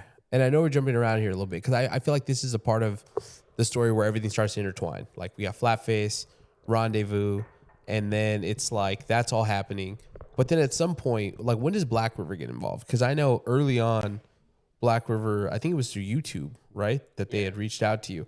So what's that connection like as far as like what time frame are we talking about? Obviously, Black River's huge. You know, we talked about you watching the Pissing Fingers video. But yeah, what's that like when they reach out to you? Yeah, like at this point, were you posting tons of stuff online? You already did a couple rendezvous, or where are you at in this situation? I don't remember exactly when it was, but I want to say maybe between 2007 to 2009. Okay. Yeah, they messaged me on YouTube and were like, "Do you want to be on our team?" And I just remember like going down to my kitchen right here, and I was just like in disbelief, and I was just like, "I can't believe like this is the best day ever!" Like, yeah. And it was super lucky because I had so many messages I would rarely ever check them, and I just randomly checked it and it was right there, and I was like, no way, and it was real. And so yeah, I got to like meet them and become friends with everyone and like get more involved with Black River and stuff. And then you know, my website was going and I started selling close-up boards. Okay. Close-up completes. That was the first like product that I ever distributed. So like somehow, I don't know even how that happened, but I think Close Up was like, hey, do you want to help us with distribution? Because you have like a website in the US. Yeah. So that kind of opened the door to like, oh, I should ask Black River if I can sell their stuff here. And because there had been a few other people that did that before and they kind of like failed where like they do it good for one or two runs and then they'd like just scam everyone and leave or they just disappear. Yeah. And so I was like, you know, I've been doing this for a while and there's no reason why not. So like I was very like, they're going to say no, there's no way. Like I'm just going to ask them for rip tape. So I was like, can I just get 20 packs of rip tape to like sell? Yeah. And they said yes. And then it all grew from there. And then it was like, all right, can I get some actual stuff now? Like I know, some ramps. Trucks and ramps and stuff. There was no trucks back then. Oh, this is even predating the trucks. Black River trucks came out 2009 or maybe 2010. Like they had at least the prototypes in 2009. Yeah. Yikes. So this was before that. It was just ramps. And then Berlin Woods was like through Timo that I met through them and in Germany and stuff. So yeah, I got to distribute like Berlin Woods. That was like a dream because when you get a big batch of them and you get to go through them all before everyone and like pick your favorite ones. Yeah. Damn. What were those first 3 trips to Germany like? Like how quickly did that kind of come about? So they write you and say, hey, you want to be on the team? Are we talking like a year later, 6 months later? I mean, because that's huge. Yeah. To just go to like another country and like to meet people that you've never met before in person. And I think I was 16 years old and my dad brought me and it was totally new, out of our element, you know? Yeah. And we stayed at like a hunting lodge and they spoke no English, but they fed us breakfast and stuff. And then, dude, yeah, it was crazy. It's like, you know, their town's like in the middle of nowhere. Yeah. It's like 3-4 hours from the airport. Yeah. Like, yeah. So yeah, it was so cool. Like such a surreal vibe, like walking in there and just seeing all the parks that I'd seen in videos and like meeting all the people. Like Martin Winkler is just like chill. Like everyone's just there. Like Elias. Yeah. I remember like filming Elias. I did not even ask him if I could film him. Like I don't think I even said hi. I just pointed the camera because it was fingerboarding. Filming him. And like it was just so awesome. And then like yeah, I got to become friends with them and stuff. So that's crazy. Really cool. That's just crazy to think because it's like in a lot of ways it's like, you know, in the way a lot of people kind of come to look at you and they say like, yo, I didn't even talk to Mike. I just started filming him. You know what I mean? Like you're that kid, you know what I mean? And so it's crazy to kind of think that you were out there just doing that. I mean, cause there's videos of you, even at like the Battle at the Herricks, where like when I say this respectfully, but when I say you look out of place, it's like you just look like someone just plucked the kid up and just stuck him in the middle of like all this crazy chaos. That's kind of, it's just crazy. Yeah. I mean, it kind of feels like that in a way. And it also feels super comfortable at the same time. Like, it's like I'm somewhere totally different and everything's new and exciting. And also it's just fingerboarding. So I know what to do here, you know? And it's I know how to communicate with these people, even if like their English isn't very good. Yeah. Like we understand each other because we're doing the same thing. You just blew my mind. Really? You just blew my mind. Yeah. I mean, cause you're right. Like you don't need to speak the same language to like know what a kickflip is. Yeah. Telling you, bro. Mike's like Yoda, man. I feel like I'm sitting here just. It's crazy, dude. All right. Talk to me about, because you mentioned that you went to Germany with your dad, and I think that you've mentioned like your mom and stuff like that are super intertwined with like FlatFace and stuff like that. Talk to me about like what are your parents thinking during this time? You know what I mean? Like you're tech decking in the kitchen, and then you're going to Germany, and then you know what I mean? Like, what do your parents think of all this? Yeah. I'm going to ask them about that on my podcast soon because I want to find out like on a deeper level what that was like. Cause I hear little snippets of it when we talk, but yeah, it's pretty interesting. Cause like all I remember is them just being supportive and stuff the whole time, you know, but like, I'm sure from their perspective, it was probably like a little different than what they expected. Cause it's like out of the ordinary to some degree to like go to a different country for like a toy that you like to play with. Yeah. Hey, you know, but yeah, surprised. It was awesome. Like I'm super grateful that they supported it. Like there's definitely times where I would like bother them by making noise and stuff. Yeah. But overall they've been super supportive of like, you know, if you want to make stuff, I'll take you to the Rockler store in Salem and we'll get some wood. And, you know, like we'd go to the store and buy veneer and glue and stuff. And like, yeah, they always were cool with it. So yeah, like naturally over time, you know how I said like it would take people like 3 months to get their FlatFace board for me back in like 2006 or something. Yeah. It was too much for me, so I was like talking to my mom about it, and she's like, or I don't know, my parents asked me how it was going or something, and I was like, oh, like the web store is closed, and they're like, what do you mean closed? I was like, yeah, like too many people want to buy boards, so I closed it. Yeah. And then it's like, all right, it's a good problem to have. Yeah. So it's like, all right, I need some help. So we basically decided to try like having my mom work for me and manage like the parts that I didn't want to do as much, or like just give me more time to make the boards, you know? Because it's like doing the emails and the shipping and all that is like time that I could be spending making boards. Right. And I didn't have that much time because I was in school. Yeah. And stuff like that. And like, you know, I wanted to hang out with my friends and do other stuff too.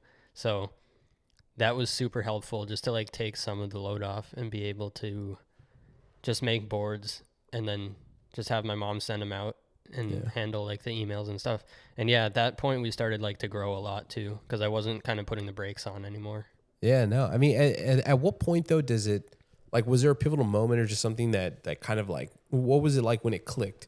That this is no longer just, you know what I mean? Like just like a simple thing. This is big. So like it was growing and growing, but it all just felt like natural kind of, because it was like a steady progression of like basically solving a problem. Like, okay, I need somewhere to put the ramps, the parks for the events. Maybe we can rent a storage space. And then it's like, okay, maybe we can rent the place for the whole event. And then it was like, all right, maybe we can buy a place. Maybe like all those things like grew on each other, right? So they all feel kind of natural.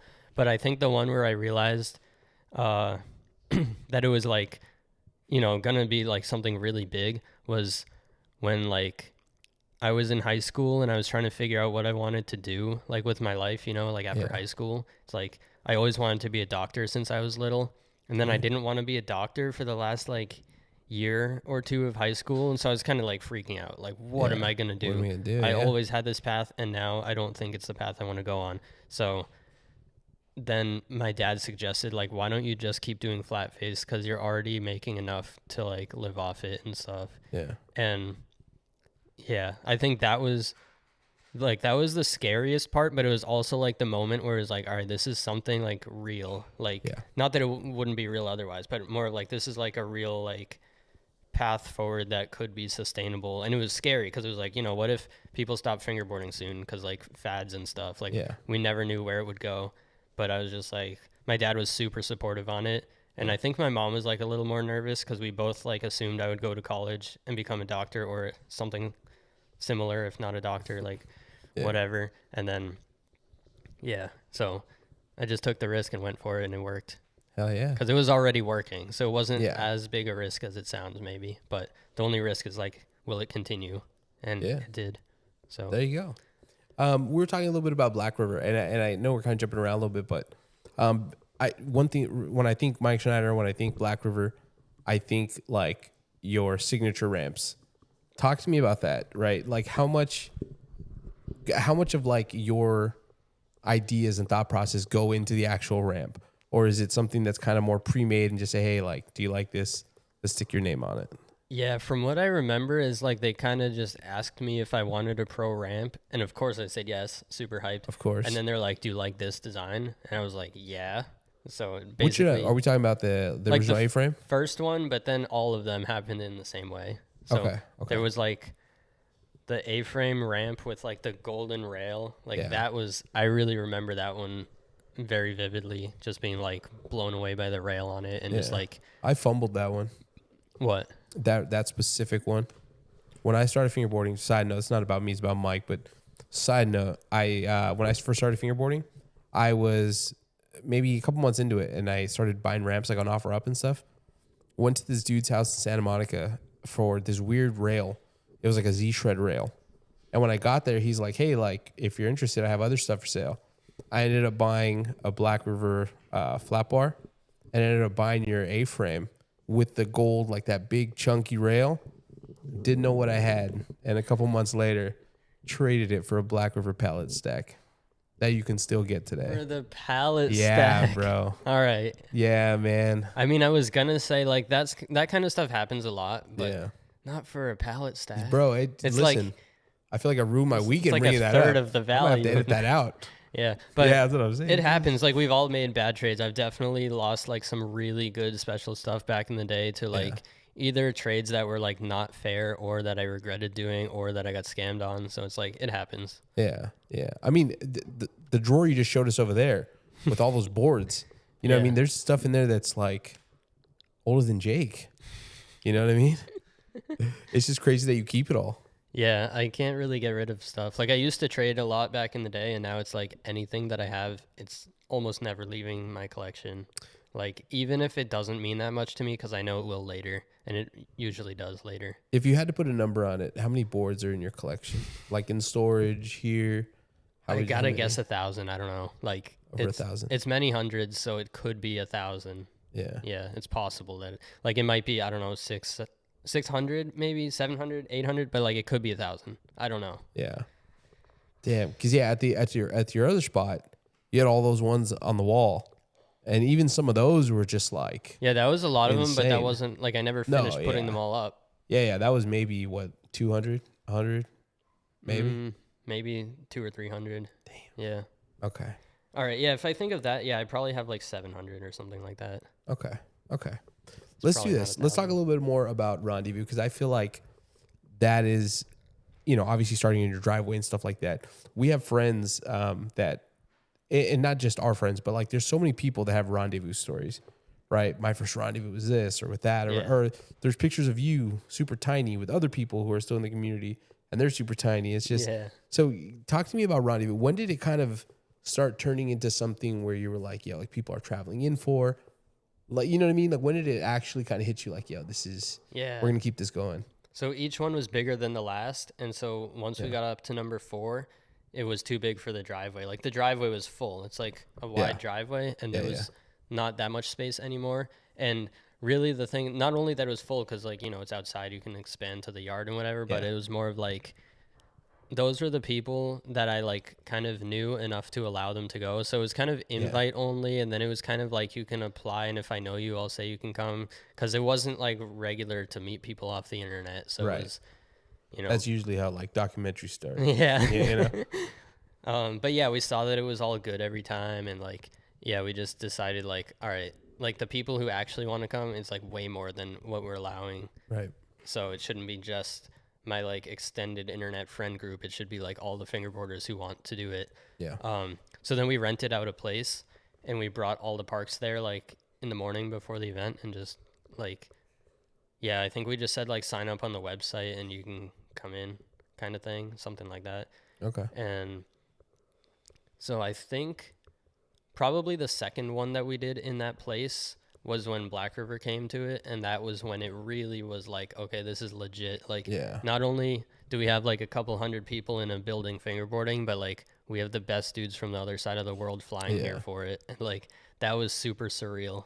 Like it was so cool. That has to be mind blowing. Yeah. Wow, that's crazy. Yeah, we have. I mean, I feel like everyone you talk to, like, you know, when they first start fingerboarding, everyone discovers like Mike Schneider, and then you have the stories of like FlatFace, and you have the stories of Rendezvous. We have a buddy named Jordan who talks about coming to I forget which one it was, but came to a Rendezvous, and he remembers being in the back of a truck holding the park because they were moving it to a different location, and I just thought it was the craziest thing that like it's become something that like every fingerboarder like has, you know what I mean? Like has that in common. Everyone has their Rendezvous story. Yeah, definitely. It's like everybody, what you said, basically. Everyone has like their own experiences that they've had there. And it's like a big moment, I think, in people's fingerboarding experience, like in their life to just be like, you know, going to the big event where like everyone is and like making all those friends and seeing all the parks and fingerboarding with just like everyone. Like, yeah, it's a crazy thing. Like it seems normal to us because we're so used to it. But I still remember the first Rendezvous when I saw Taylor Rosenbauer fingerboarding doing tricks that I've never seen in like a consistency that I've never seen in person before. And that was mind blowing. It's like, it almost felt like when you see somebody do a trick and you're like, oh, you can do tricks with that. Like, it's like that first, like, whoa, like people are good at this. And he was like, dude was a beast. He made me feel like I wasn't even like that good at fingerboarding, like seeing him doing like nollie tray 5-0s and stuff, just like in my driveway, like so easily. Damn. That is fire. Wild, yeah. That is fire. Let me ask, where does the name come from? I mean, obviously. Oh, Rendezvous? Yeah. Like, how do you. It means get together, kind of like in French. Not the definition. All right. No, like I heard it somewhere. Where did it come from? I don't know. I heard it somewhere when I was a kid. Like maybe it could have even been like 6th grade French class or something. Like I don't remember where it was. It was something probably in school where I just heard the word and the definition. And I was like, that's like the perfect name for like our get together. Cause it's just like a cool word. And I like when people call it Voos. Yeah. I like when people call it Voos. Isn't that like a water brand or something? I don't know. It is a water brand. Should make Voos water. Hey, Voos water's crazy. Any correlation? I think I've asked you this before. Any correlation to the like Rendezvous here and Rendezvous in Texas? No, they stole my name, but like I was just kind of cool with it. Like they just took the name, and then it was like I was like, all right, I guess I made like a thing that is called a thing. Like not like that. Okay. Like maybe everyone's gonna start calling their events Rendezvous. So I'm just like, all right, I guess it's fine. Like I don't know. I didn't want to be rude about it because I was more stoked that they're doing the event.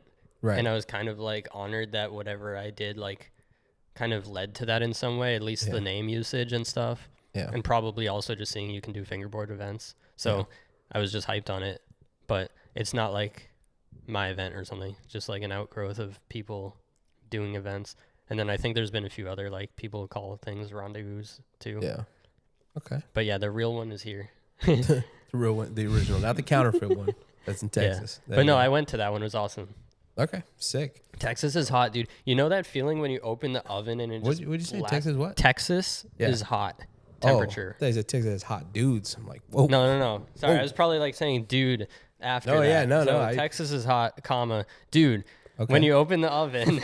Yeah. You know that feeling when you open the oven and the heat is just like so hot in your face? Yeah. That's like when you open your front door, like going out of your place in Texas to go outside, and then it just doesn't stop. Like it's just like so brutal. Yeah. It's crazy. I lived in Vegas for like 3 years, and that's the best way to describe it. Yeah. 6 a.m, walk out to go to work, it's already 90 degrees. Dude. And it's like the most diabolical feeling in the world. Yeah, no thanks. When you're driving in your car and you roll down the window, you just feel like a heater on you. That's crazy. Listen, the last time we talked about FlatFace, we kind of left off on the boards, right? I wanted to touch on that, but I also want to touch on the wheels. Something that I thought was very interesting is probably about a year or two ago, you had posted in your story and you were asking, like, what is the one thing that can like make or break a fingerboard? You remember that? And like people were sending the most like crazy answers. Everyone's trying to figure it out. And then I think you said, I think it was wheelbase is what you said. Yeah. Okay. Talk to me about the physics that go into making a proper skateboard. And the reason I ask is because there's so many people now that are launching fingerboard companies, and you know, shout out them. But not everyone gets it right. Like, how do you, like, in your experience, what are they getting wrong? I'm glad you asked that because it's kind of like been on my mind a lot lately. It's something I keep noticing. Yeah. It's like I don't even want to reduce it down to just the word wheelbase because it's not exactly the full picture. Okay. It's more of where the truck is in relation to the kick. Okay. That determines, like, I don't want to say everything, but almost everything. It's like such a big component. So if you put the trucks too far from the kicks, it doesn't pop well. It makes it so you have to use a lot more energy to get the board off the ground.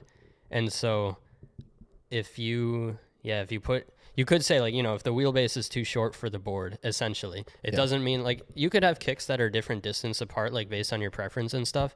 It's more of just like, where is that like truck hole aligning with the curve where the kick starts to be a kick. And that's like the geometry point where like the popping happens. And you also have to account for like different trucks. So like dynamic trucks will be pushed out more. So you'll have like a longer wheelbase, and like Black Rivers will be like more inwards, like a shorter wheelbase. So that'll change how it pops. And so like every board kind of, like every board brand, let's say, or every style of board has like, at least in my opinion, like an ideal truck for it that works the best. Right. So like knife decks, I always use dynamics because I can't use it with anything else. It just doesn't work. Okay. But when I put dynamics, I'm like, this is one of my favorite boards ever. Yeah, yeah. And then like my boards, Black River Trucks is my favorite on those. And then Indies, also really good. Kind of like a middle point. The height's different, so it's kind of like a different thing, but I consider it closer to Black River in terms of like the performance a little bit. And then dynamics on a G15 is really good too, though. Okay. But like G16, I like Black Rivers, but I kind of try to put it in a spot that it works for all trucks. And then it's more of just like, how do you like your board to feel? That's up to you with your truck preference.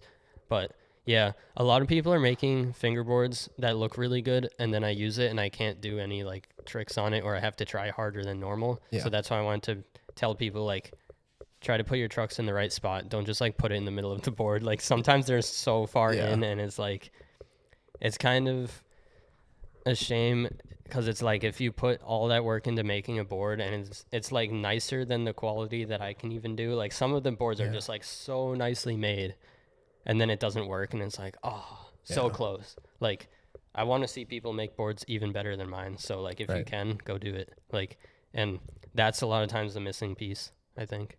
Because like performance is more important than how it looks. But if you can do all of that, it's perfect. Got it dialed in. Yeah. Since we're talking about boards, I thought it was interesting. Two people on the internet want to know an explanation for like that extra hole on the bottom of the board. Yeah. The little indent. And so you can put your pinky in. Oh. All right. No, those are Kingpin holes. So back in the day, like every truck, there was only tech deck trucks, and every truck had a Kingpin sticking out the bottom of it in that spot. So if you didn't have a hole there, your truck would be like this, like it wouldn't mount to the deck. Yeah. So we just put a hole there so that the Kingpin just like sits over the hole and the truck sits flat. So for a while, like pretty much every board kind of had that. And then once Black River made their trucks, they were like still making those holes on the Berlinwoods and stuff, but over time, people, like most companies, stopped making those as like Black River trucks came out, and that's all anyone wanted to use. And then Dynamic came out, and also like both of those didn't have the Kingpin sticking out in the bottom anymore. Yeah. So you just kind of didn't need the hole. So now you don't really need it.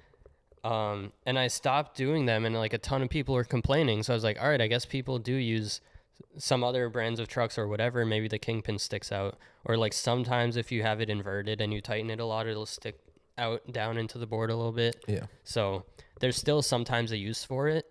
But yeah, on the boards that we like hand route here, we stopped doing the Kingpin holes just because it's hard to be precise with it, and it's an extra step that like it's really not needed at this point. Like it's very rare.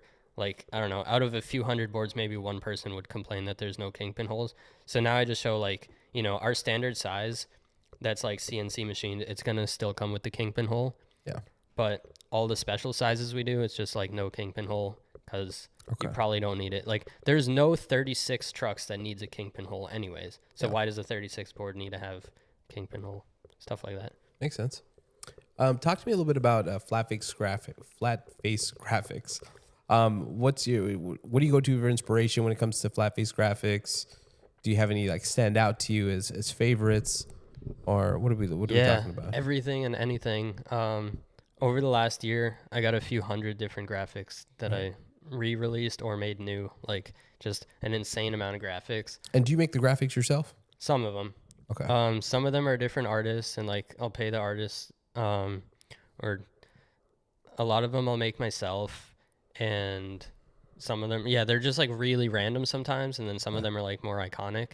So like, I don't know, like this one I made in like 2005. That's just like a random font I got on the internet. And so it's pretty simple, but I brought it back because I found it. Yeah. Like I literally found it on that board, that old board. I took a picture of it and I retraced it in Photoshop so I could print it again because like I didn't have the original file, but that's like a copy of it. So for like inspiration, it could be literally anything. Like I have a graphic coming out that's just a cup of water. So I don't know. And a toothpick. Toothpick's coming soon too. It's just a toothpick like on the bottom. So you see like the wood ply behind it.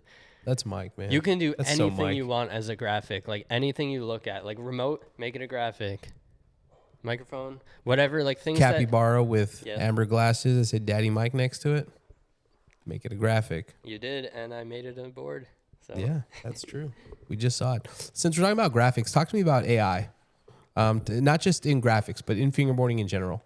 So like, you know, there's content creators who use AI to make like, you know, I don't even know what I would classify that, but more specifically with fingerboarding, what's your thoughts on AI? I don't even know where to start.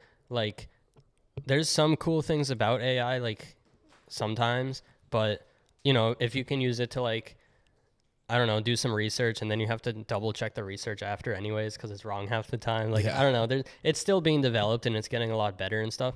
But where I'm not a fan of AI is like in the creative kind of output, where it's just like, even if you're making an Instagram post and the caption is written by AI, like I think that's more harmful than people realize, because it's like when I make a post, I'm like engaging with the thing that I'm talking about. Like I'm the one talking about it, and I'm putting in like the brain power to think of the right words and the right way to present it. And then it comes off as like an extension of myself in like a small way. Like it's kind of like the art that you put out is like only you could make your art. It doesn't matter if it's good or bad. No one else can make it how you do. It's going to be different.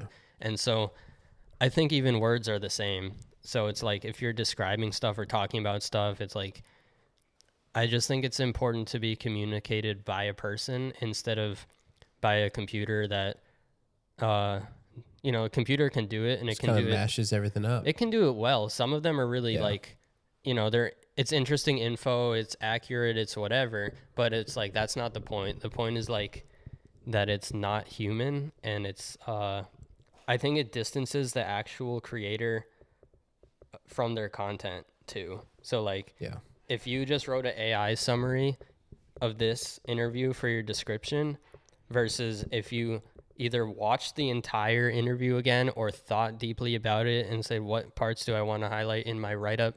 It's a big difference for you, you know, like you just had that, like you recalled your memories versus you forgot your memories and had a computer write about it in a loose way. It's like, it really affects how our minds work.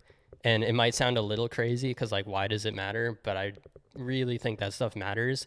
And I think it matters more as AI becomes like more regularly used.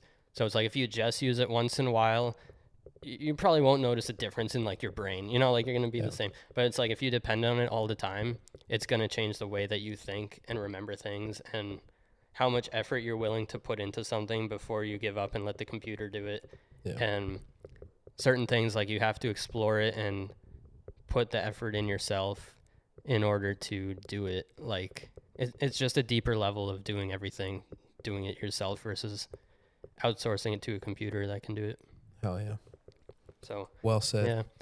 And I think also people feel that. So, like, it's not just my, like, opinion on it. Like, sure, people might have a different opinion, but I've seen that a lot of people do have a similar thing where if they read an AI post from a brand they like, they're like, oh, I like them a little bit less now. Like, they're not putting in the work. You can kind of feel it. You feel it because before you'd feel, like I said, the character of the person saying the thing. Like, my sentence versus your sentence is going to be, like, worded differently. Right. So it's like, that's like our sentence. But if we both used AI to get our point across, it would both be the same tone, the same voice, the same whatever. Like, it just strips it of something human, I guess. Okay. I like that. A lot of brands I feel like turn to AI because it's super easy. You can get like a logo and all that stuff made super fast. But if someone was in that situation where they're just starting a fingerboard brand and they want to stand out and they want to, push their products and stuff like that, in your opinion, like what makes a brand in 2026 stand out in a sea of just so many different brands now? Yeah. First of all, like, the most important thing is always the product itself and, like, the performance and the usefulness and, like, it needs to exist for a reason. Like, the reason should be simple, just like, I want to make a good board, whatever.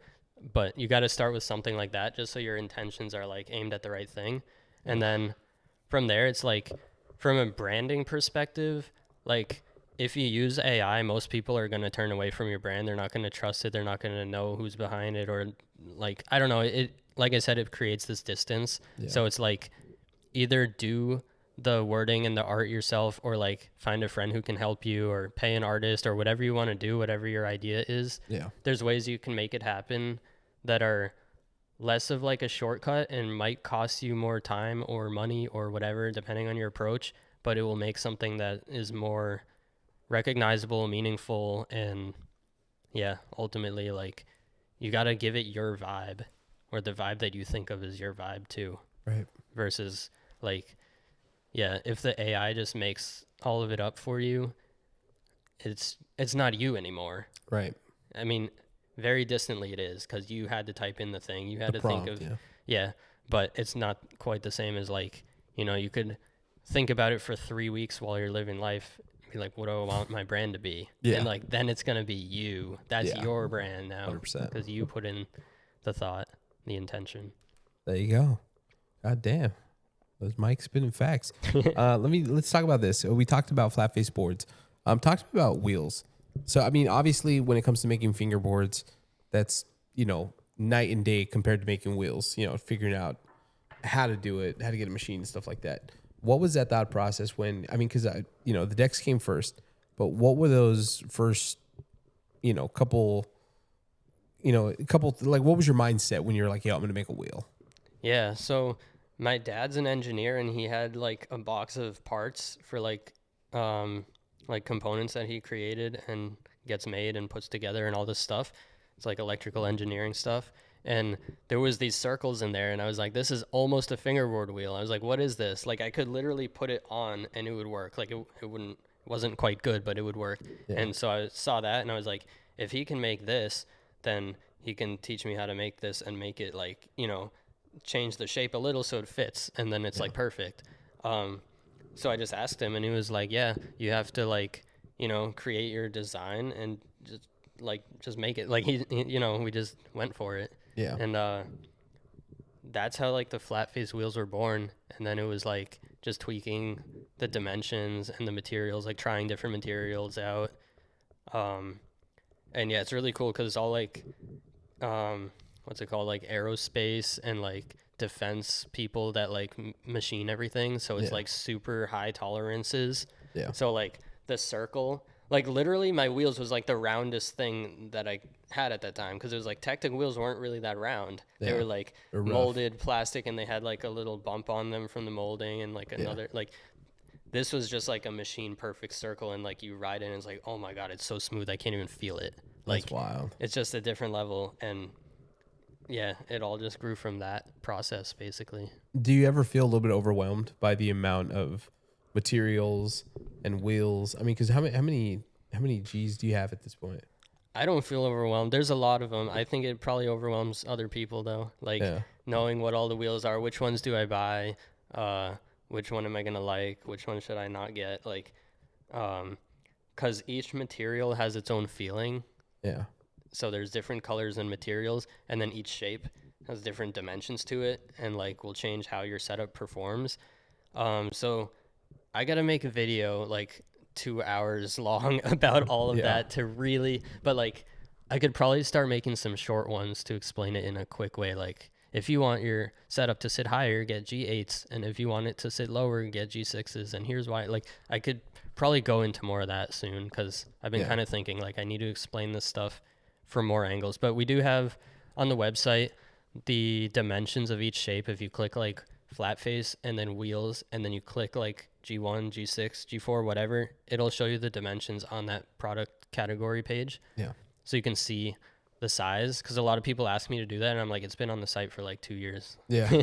it's on there. You just got to find it. I'm not trying to hide it. It's like, it's there. So hopefully that helps people in the meantime. And then we have like on the wheels poster, which you don't have to buy. You can also see it for free on the site. There's like a super high res image of it.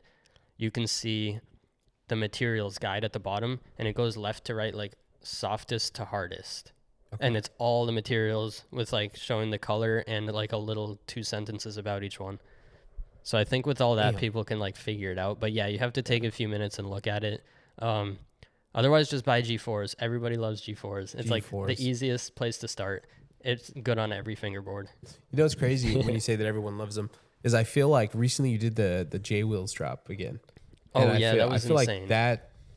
I mean, I can recall hearing about FlatFace like early on, and people talked about the J materials, and I feel like there's so much lore around it because you always talked about how like you couldn't find it, and so it's like, and I've had friends that are just like yeah, like I mean it's a material, like what do you mean you just can't find it? But what's the story behind that? Yeah, all right, so in all these years, I've used so many different materials, and the ones that were good are like the ones that I stuck with. You know, like the white material, that's classic. The T material is like softer. That's like one of our first ones. Like I know what they are because I've been dealing with them for so long. Right. And then sometimes I'll get pretty limited stuff where it's like, you know, like the R wheels. It's like I get a small batch made of this new material that I think might be good, and then see if it is good and see how it is and go from there. And so I don't just like have a list of what works because I never thought like I would forget one, kind of like I'm just like, I don't know, you know, if I need more turquoise wheels, I know what that material is, I'll order more.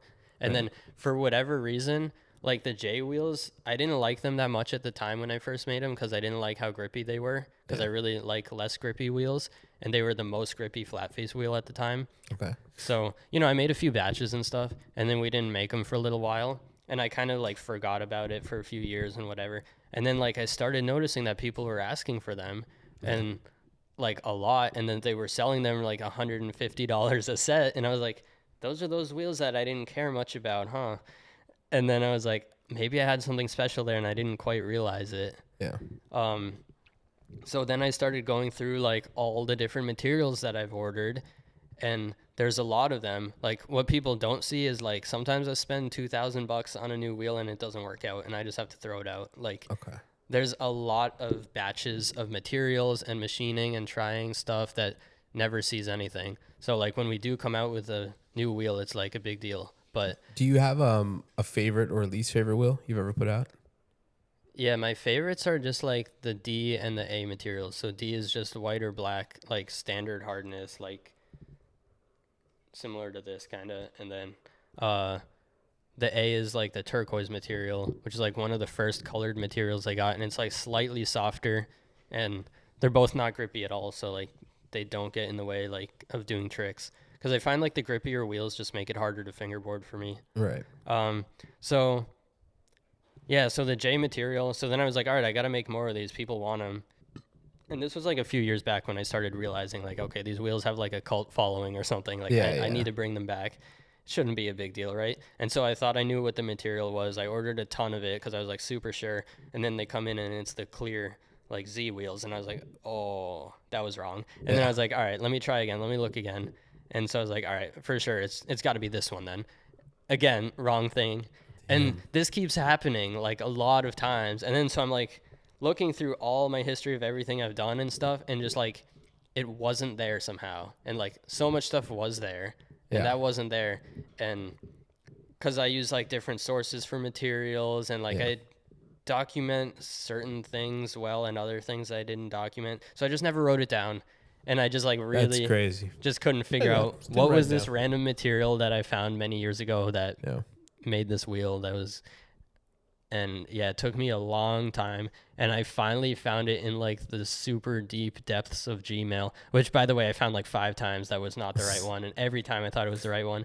And then this one batch comes in and it's the right one. And I'm just like, no way. Like, Are these the ones that you just recently dropped? Yeah, I was holding That's like crazy. 125 sets of them in my hand, and I was just like, this is it. I can't believe what I'm holding in my hand right now. Like, no way, this is really it. I like set them up, I'm using them, I'm comparing it to old ones, and I found like the old photos. I'm like, yep, that's it. Damn. I like called a few friends to come over, and they're like, dude, that's seriously the wheels. Like, you did it. So it was just a bunch of trying. And now I know to write down stuff that I think is not important, because everything's important. Yeah. Let me ask you, in fingerboarding, there's a stigma of brands or people who essentially like for instance, you say you hired people to press your decks and stuff like that. Yeah. Or you have your wheels machined off site and then you put them together here.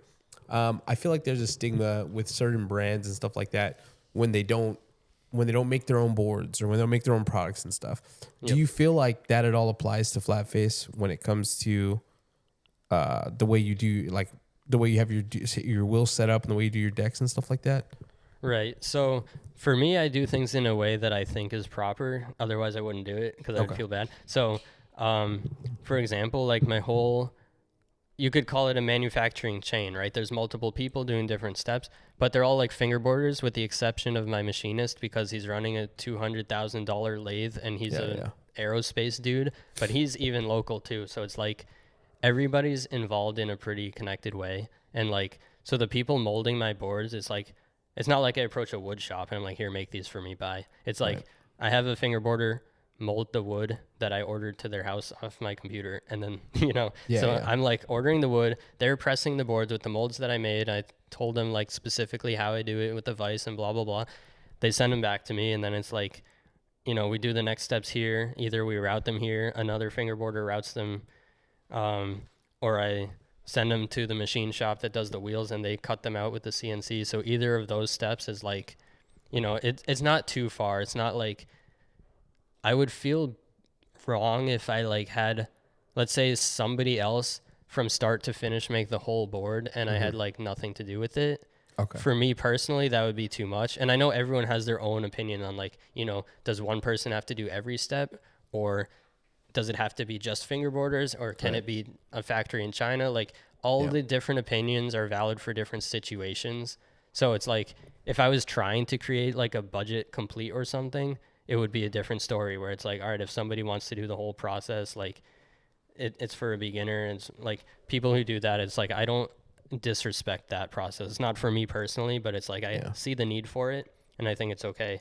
But I'm like, for a certain level of fingerboard, it needs to be either made by one person or it needs to be like one person's idea that's executed by a team of people that person, like, me, is like closely in contact with. Okay. So yeah, it's like, because I simply couldn't make that many boards myself if I tried. Right. There just wouldn't be any boards in stock ever, I could make 1 or 2 a day. Like I have so much stuff that I have to do that, like, if I was to literally mold the board in the morning and machine it, or route it at night, or belt sand it or whatever, like, and then lacquer it, like, I'm not gonna be able to make that many boards. But if I have somebody help me with the process, then we can, like, as a team, we can do everything.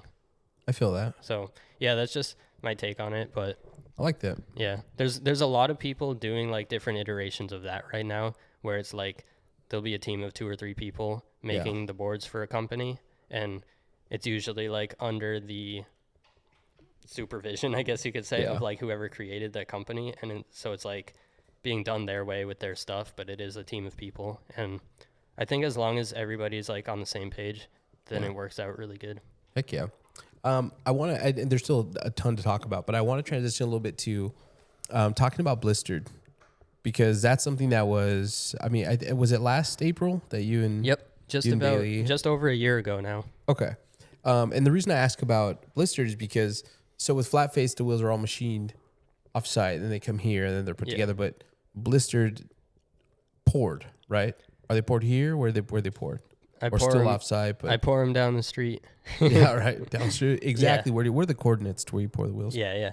So we pour them in-house. So it's either me pouring it, or I have like 2 or 3 other people that can pour them too. A lot of times we'll pour them together because it's better doing it as a group. But so that's been super fun, because like that's where like now I can actually make a wheel from scratch, start to finish. Anything I want, anything I think of, I can pretty much make it happen. Like most of the time, like, you know, certain crazy ideas that I've done, like I was like, what if we just put real diamonds in the wheels, and then like just went for it and it worked, you know? It's like, it wasn't like the easiest thing, but we made it happen. So it's really cool to have the process from start to finish, like where you can really get creative. So for me, that's been like more of a creative outlet, because like FlatFace wheels, it's like, all right, here's like a perfect white wheel, and now here's like a million copies of it, you know? Here's like just a product that you can make the same every time. And then with Blistered, it's like art. It's like we got to mix the pigments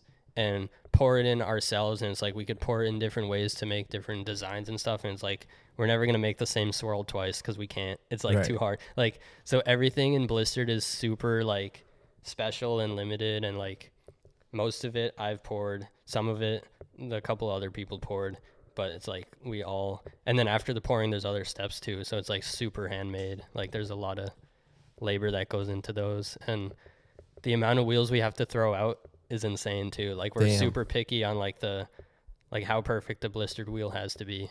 Right.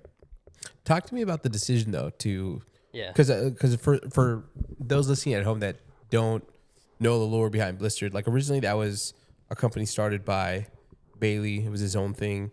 And then, like you said, about a year ago, I think you had the whole internet, the fingerboard internet fooled when you announced it on April Fool's. But, you know, what's that mindset of, you know, what did that conversation with Bailey start out? You know what I mean? As far as like, what's your mindset in purchasing a whole company? Yeah, it's pretty much not something that I ever thought I would do, but I knew it was possible because Scott did it with Joy Cult. Right. So I had seen that it's at least like possible. And then Bailey was like looking to sell his company. He was like, I can't run it anymore. Like I want to sell the brand to someone who can run it. And then I was like, maybe that would be a cool fit, because like I've sold his wheels on my site a few times. Yeah. And I kept a few sets and used them, and I was like, wow, like for urethane wheels, I actually like these, because usually I don't really like urethane that much. Yeah. And it was kind of a game changer. So I was like, all right, if he needs somebody, like, let me talk to him. Let me see what's up. Right. I didn't think that I would talk to him and end up doing it necessarily. I just thought, like, you know, there's a small chance, so let's figure it out and see. Yeah. Yeah, so we talked on the phone for like a few hours, and basically like he started the conversation sounding pretty bummed, like, I have to sell my company. It's my passion. I don't want to stop doing it, but I can, blah, blah, blah. Yeah. It's way too much work for one person. Like, I didn't know that back then. Maybe he kind of figured out because he couldn't do it. But like when I first bought it, I'm glad that I knew as little as I knew, because I would have been overwhelmed. But it turned into like, I don't know, how many people did I hire for, like 5 or 6 of us? Like, it's a team now. Like, perfect. It's a whole big thing to run Blistered and do all the things that need to be done. But anyways, yeah, so he was sad at first that he had to sell it. And then as we started talking about it and like how it would potentially look like if I bought it, I could tell he started getting happier and happier. And he was like, dude, if anyone's going to do this, like, it's got to be you. Like, it's going to be perfect. Like, because I was just like, I just want to like make it be the same as what you're doing, but if anything, grow it more if possible. Yeah. Like, I know how to teach people to do things and kind of like find what people are good at and like get a team together that can function, essentially. Hell yeah.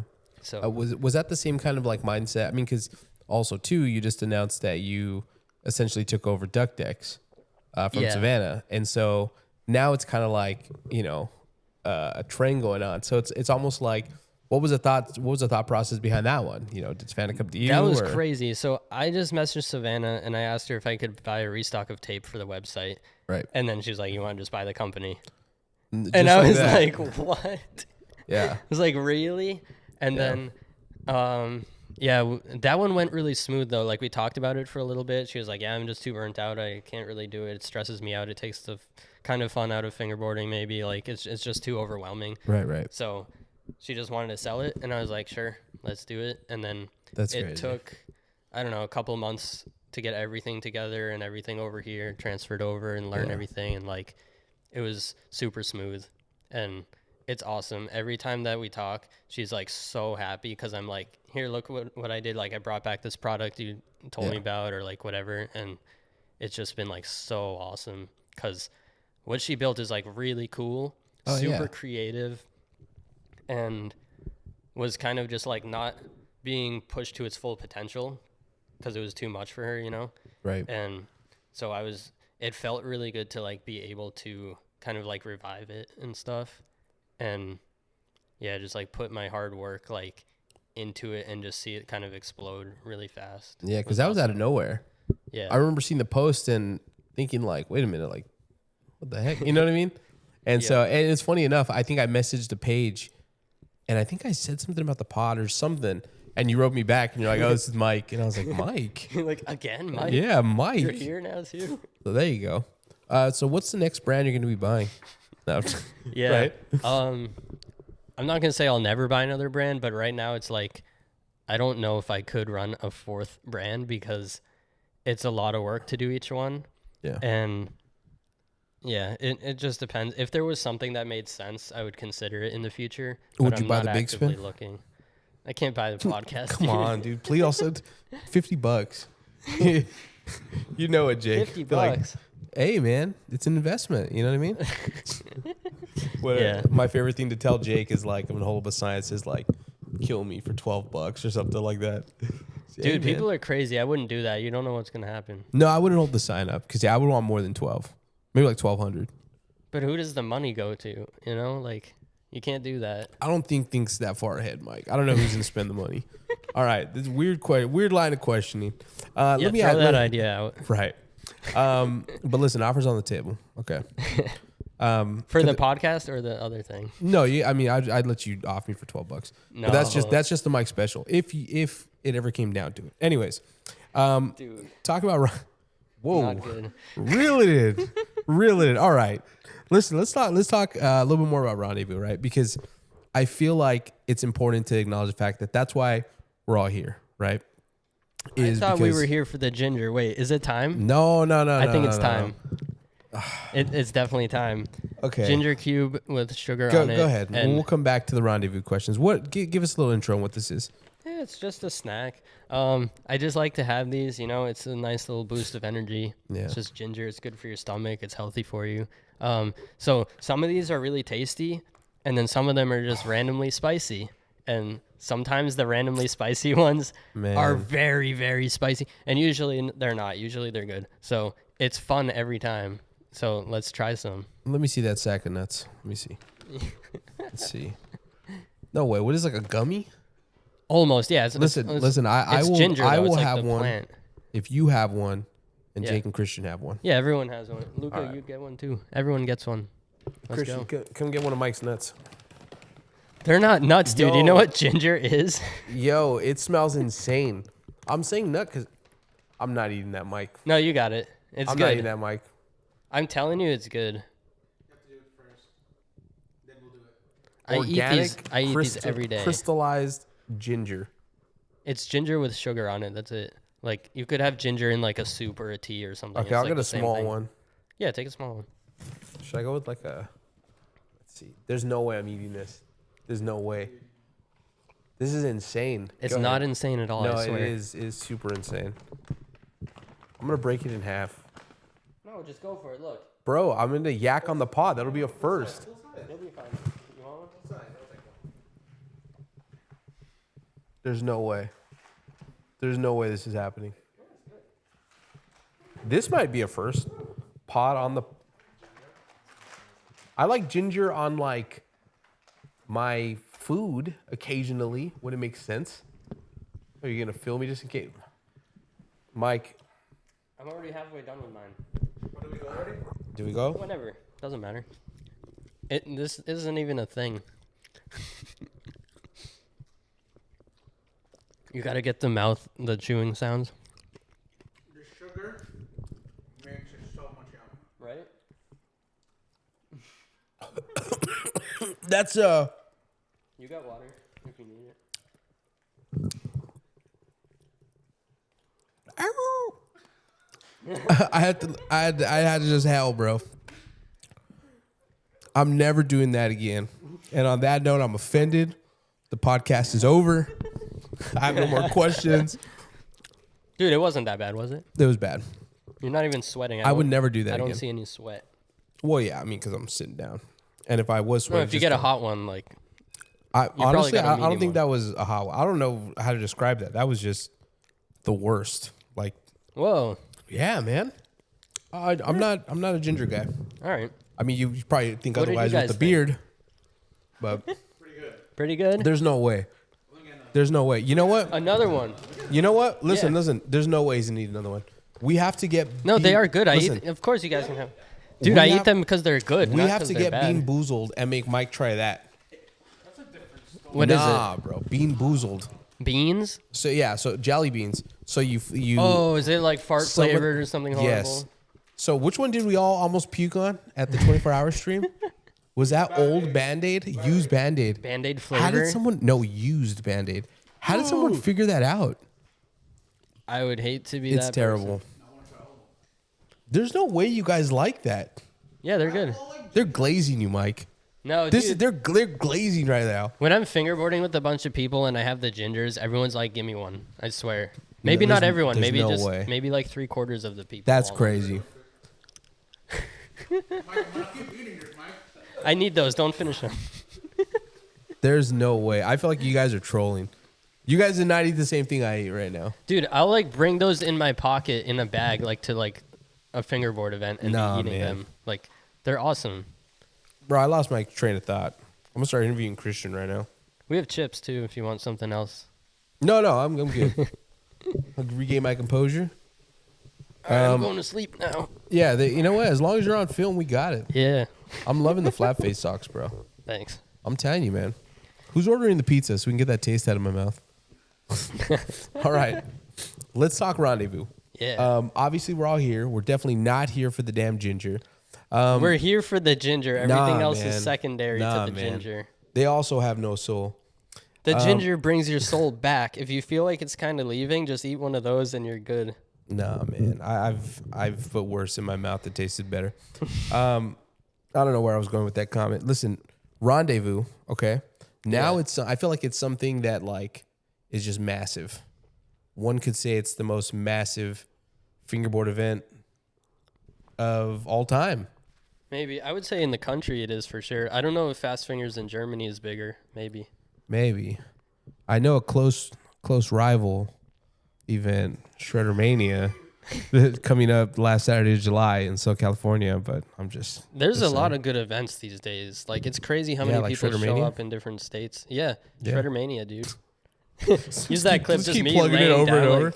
like, We're gonna clip Shreddermania. him saying that and just keep using it. But no, I mean, talk to me about what it means though to see every year like Rendezvous just get bigger and bigger and bigger, and it's one of those things where it's like, is the warehouse even big enough at this point? I was just about to say that. I've been looking for a new building for years and I just can't find the right one. It took me years to find that one. Yeah. And like we've definitely outgrown it. Like it's so packed in there. Yeah. I would love to get something bigger, but it's super expensive. Like if I were to sell that and get something bigger, it would still just cost too much. So for now we're in there, and when the right deal comes up, maybe we'll get a new building. Why did you raise the price on the pizza?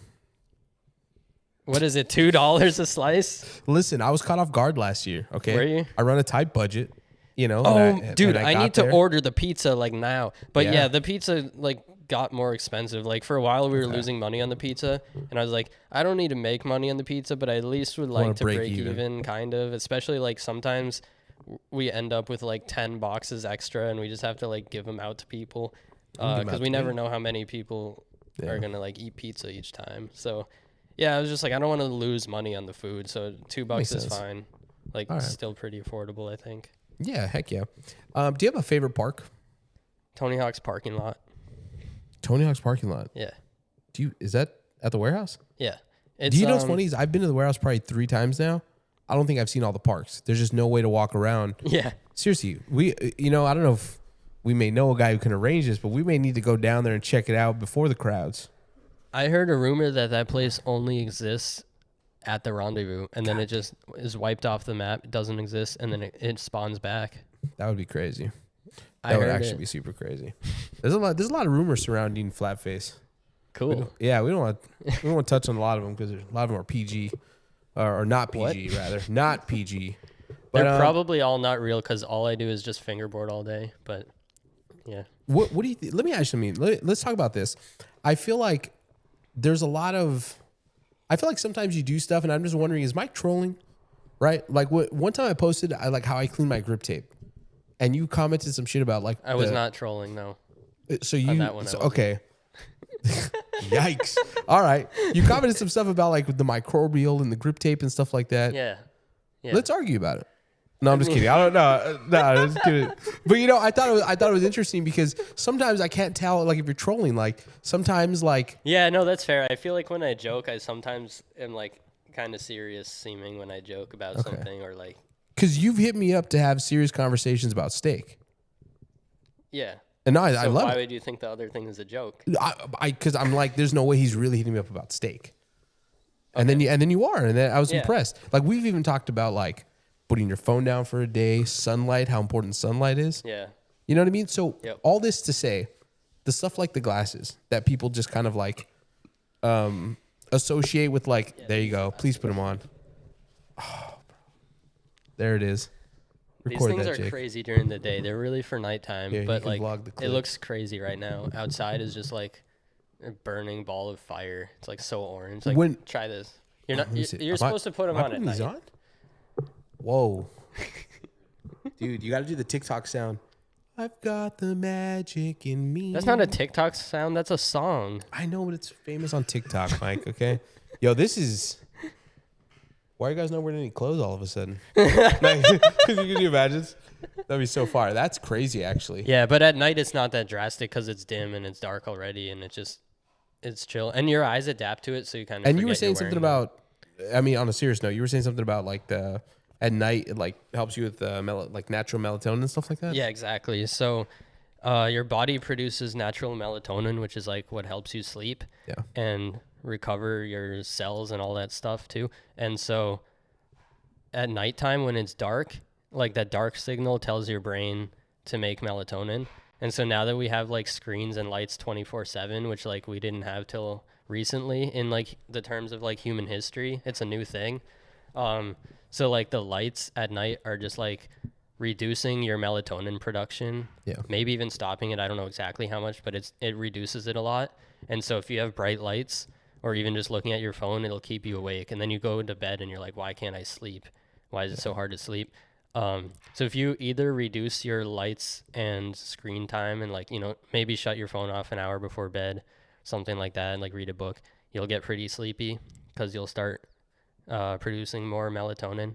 But if you want to still use screens and stuff, throw on some orange glasses, and it blocks a lot of like the blue light is like the main signal to your brain to stay awake. God damn. So when there's no blue, it kind of tells you like get sleepy, produce melatonin, it's nighttime.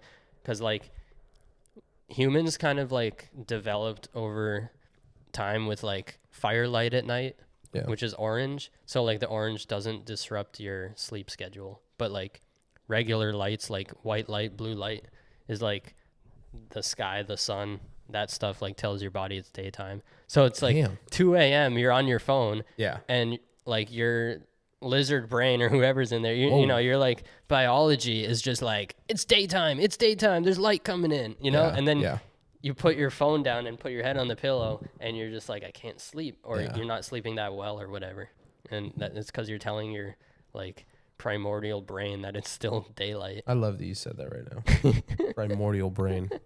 I love that. All that to say, you're like the most memed person when it comes to like fingerboarding. There's tons of it. Have you seen the like, do you fuck with me meme? I think so. Yeah. Yeah. With So, like the when FlatFace you- logo thing. Yeah. When you see stuff like that, like, do you find it funny? Is it kind of Usually. like, okay. It's usually either funny or I don't get it, or like once in a while I get annoyed. Like it just depends what it is. But most of them I think is funny. Like I'd say 95% of it or more. I'm just like, haha, nice. And, What do you think yeah. about the AI Jesus image that I had on my wall for the last podcast? Yeah, I don't know about that. Like, Okay. Fair. I don't know. Fair.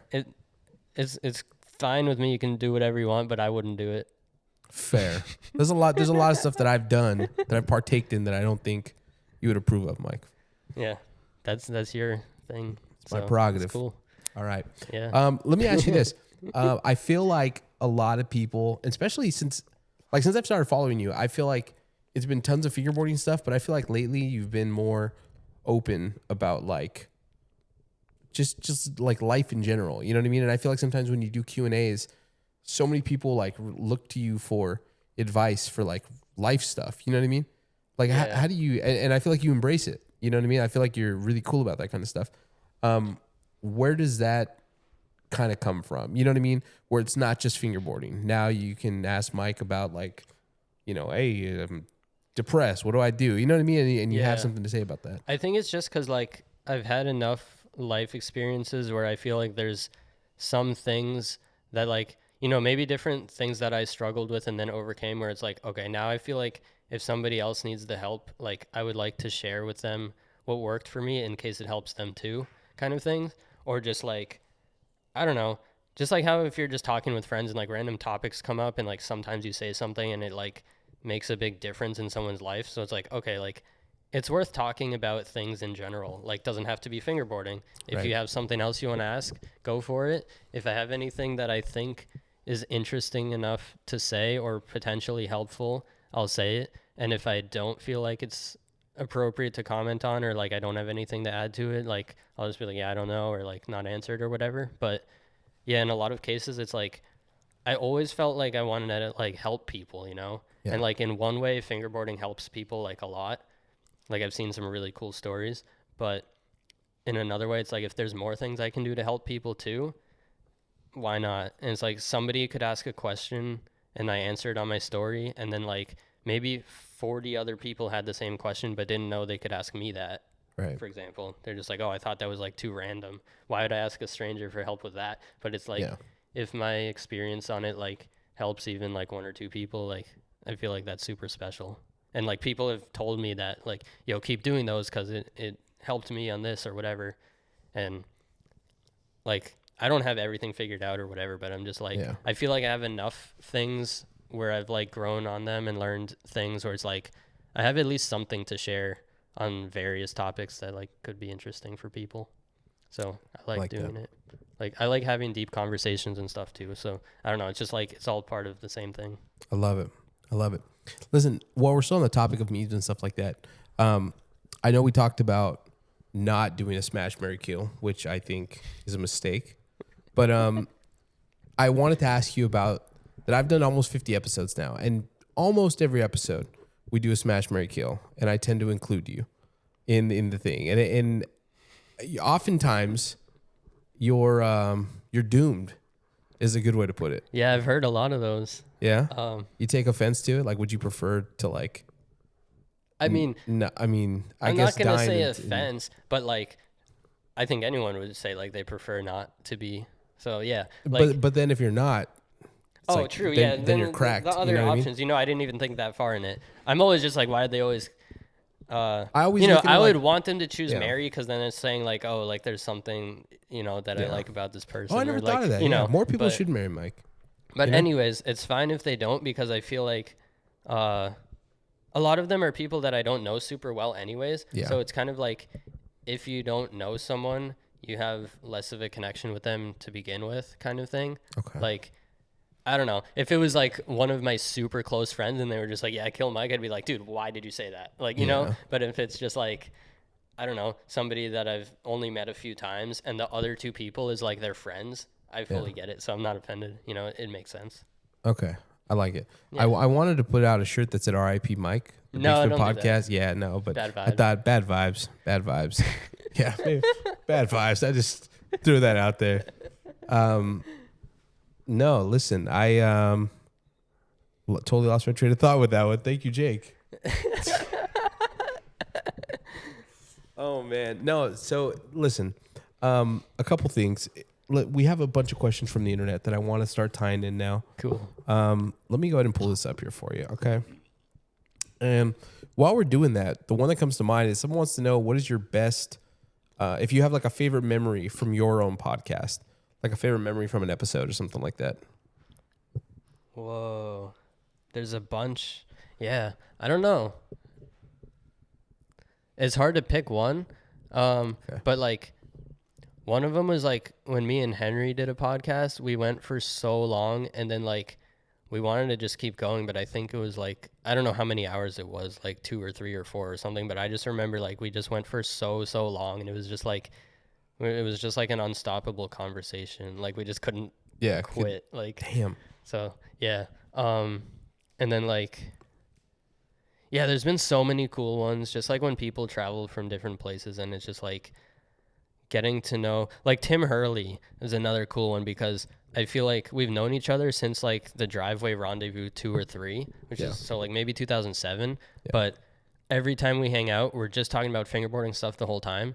Yeah. And it's like, I heard him speak more than I ever heard him speak before, you know, like I learned all about him and it's like a cool way to learn about your friends on a deeper level because it's like, you never sit down and just like ask someone questions about their life for 3 hours. Yeah. Like, you know, those little things will come up over hanging out a million times, but for it to all happen in one sitting is like a kind of different experience. So it's pretty fun. Hell yeah. That's the forbidden phrase that you just said. So me and my friends have been trying not to say it. I thought it was absolutely. Everyone tells you not to say that. Oh, that's fine. You can. That's a good one. Okay. Absolutely. What's the forbidden phrase? What did I just say? I don't even remember what I just said. Dude, it goes over so many people's heads. Oh yeah, I mean I'm short, Mike. Is that a short joke? I can't like say 5, it because 6, then bro. I'll have like -1 on my like score for the day. So maybe don't say it. All right. Here's. You're gonna have to rewind the podcast and then figure this one out later. Anyways, I figured out that it's basically using something bad to say something good, and so I was like, we probably shouldn't be saying something bad in like a positive way. So like try to shift it to a different phrase or something. Like it's like not swearing, but it's like you sometimes you gotta swear. It's different than not swearing. It's like if it's just like the language that you use should be based off of good things when you're talking about good things, not bad things when you're talking about good things. I like that. Do you have a favorite swear word? Oh yeah, dude. Do you really? No. You just swear a lot. You just don't like swearing? I try to limit the swearing because it's like unprofessional and fucking A. Yeah. God damn. It's a sentence enhancer for sure. There's certain times like if you drop something on your foot, you know, sometimes you gotta drop the F-bomb. Or if something is just awesome, you gotta enhance the moment with it. There you go. But I do think that like the less you swear, the better in general, because it's not. I don't know. It's not classy. It's not really like it doesn't help anything. It's kind of if you do it too much, it gets bad quickly. So it's just like try to do less. I love it. Better. Talk to me about traveling. Yeah. So the first time we met, you probably don't remember, but we met in California. I think I vaguely remember. Yeah, you were shoeless fingerboarding in a park, and and Scott was there too. And I remember I went up to you. Oh, was it in that grass? Like yeah. Oh yeah, dude. Went up to you, asked you for a picture, and I thought to myself like, yo, like that was, if I'm not mistaken, like I think you only did California that one time, or not. No, I've been there a bunch of times. No, I know, but I'm saying after that, because I feel like even with the pandemic and stuff, like you haven't come to visit us. I'll be there at some point. Aside from this weekend being Rendezvous, it's also Fingerboard Con. Give me your thoughts on Fingerboard Con, more specifically the growth of just the fingerboard community in regards to how quickly Fingerboard Con has become just as big as it's become. Yeah, it's crazy. Fingerboard Con is huge, and it like makes my event bigger too because everyone's here for both events. So like they're both bigger than I think either would be alone, because it's like, oh, if I go to Massachusetts, I can go to 2 events. I can go to a whole weekend of events, and they're both different vibes too. So like when I first heard about Fingerboard Con, I was just like, what is that? I don't know. I don't get it. Like, we'll see how it is kind of thing. Yeah. And then like it was so cool. I went there and I was just like, oh wow, yeah, this needs to exist. You know, it's like a different vibe than Rendezvous, and like to have them both back to back here is really cool. Yeah. And then like Fingerboard Con also does events in other places, so it's like super cool to just see, like, I think that's like another thing that like makes the scene grow. Hell yeah. That's the phrase. Hell yeah. Yes. Is that the bad one? That's the forbidden phrase. Should we say heck yeah? Or just no? If you want to sound like a nerd. No, I'm kidding. Yeah. Jeez, man. No, yeah, that's like what Henry says. Okay, so let's you can back say up. whatever you We're gonna want. No, I want to say what you want me to say. Yeah. I don't want you to say anything. No, the point is, Okay, like, then I'll just stop. it's just trying to like better your speech kind of thing, you know? I like that. Yeah. It's just like me and my Absolutely. friends like been playing around trying to do that, and then like anytime we say it, we're like, oh dude, I heard you say it, like, well, because it'll slip in all the time, you know? It's like Absolutely. you have to try not to say it. I'm going to say it right at the very end. I'm going to close the episode with that. Let me ask. So obviously we have Rendezvous happening this weekend. We have Fingerboard Con. But to other people, there's another event, a more exclusive event that's happening this weekend that happens all Rendezvous weekends. And you have to post about it in your story and tell people not to come to my damn house. Oh yeah. Talk to me about after Voos. I know Fingerboard Con kind of, made that a thing, on Saturday. Yeah, they helped out a lot with that. Before Fingerboard Con though, after Voos was like let's all show up at Mike's house after the event. Yeah. Talk to me about that, because there's still so many people that are like, bro, you going to Mike's, and everyone's trying to figure out who's going to Mike's. And so talk to me about that, a little bit about how that started and why you had to kind of start posting that stuff in your stories, like don't. Yeah, come. I mean, I would like, I'd have some friends staying with me from out of town and stuff. And so it would make sense that after the Rendezvous, we'd go back to my house because that's where they're staying and we're hanging out and stuff. And then it would like gradually grow to like, hey, could my buddy come through that I just met or whatever? And so it was like, yeah, okay, a few people can come. And then it turned into like everyone was bringing their friends, and then like those new friends would bring along like 3 friends. And so it became way too much where it's just like, like 40 strangers in my house fingerboarding, and it's like, I didn't invite you guys here, like it's too much, way too much. And then so it was never supposed to be anything other than like, whoever's staying over is hanging out, and like maybe my close friends who I see twice a year, like visiting from far away, like I'll be like, hey, you want to come over after this and fingerboard?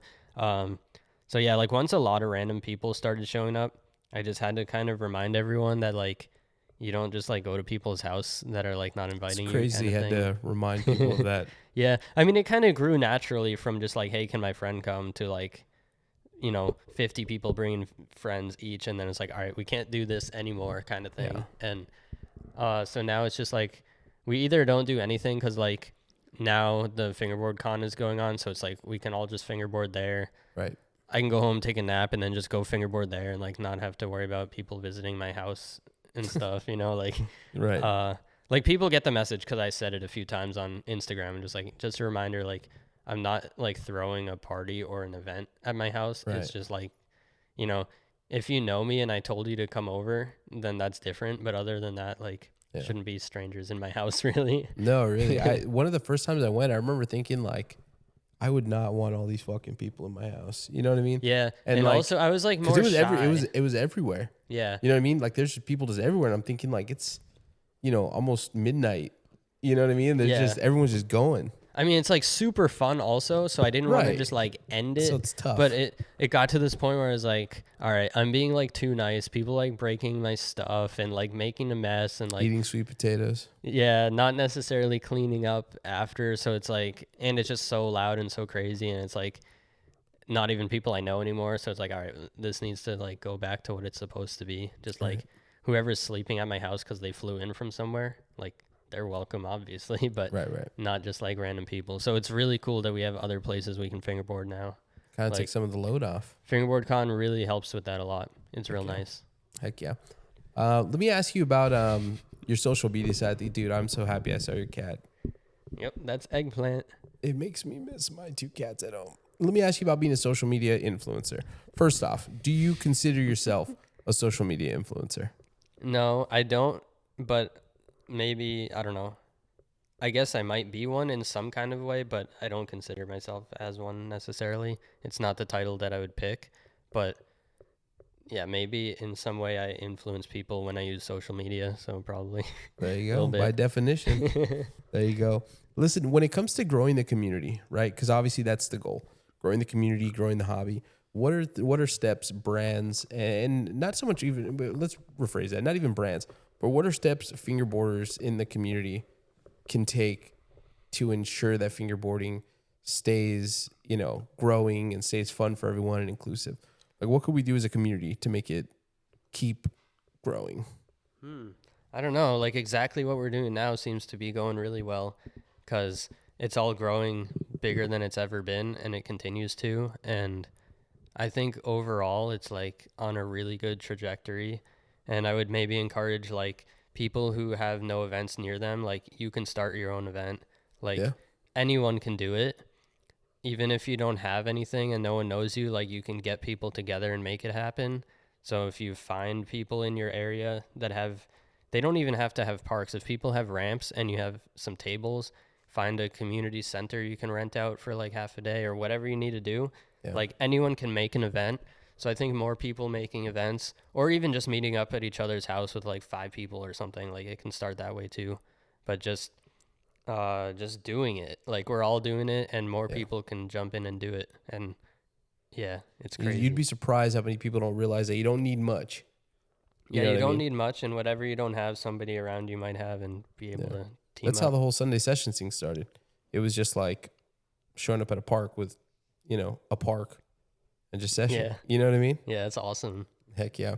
See, caught myself. Let me ask you this: top 3 deck brands right now, and why? Can't say FlatFace, obviously, or deck, duck deck. Excuse me. All right. Yeah, can't say FlatFace. I mean, I mostly use my boards, but also I've been really hyped on Knife right now. Heck yeah! Shout out Andy. Oh, Yep. heck yeah! I said it again. See, job. Mike, now you got me in my head, bro.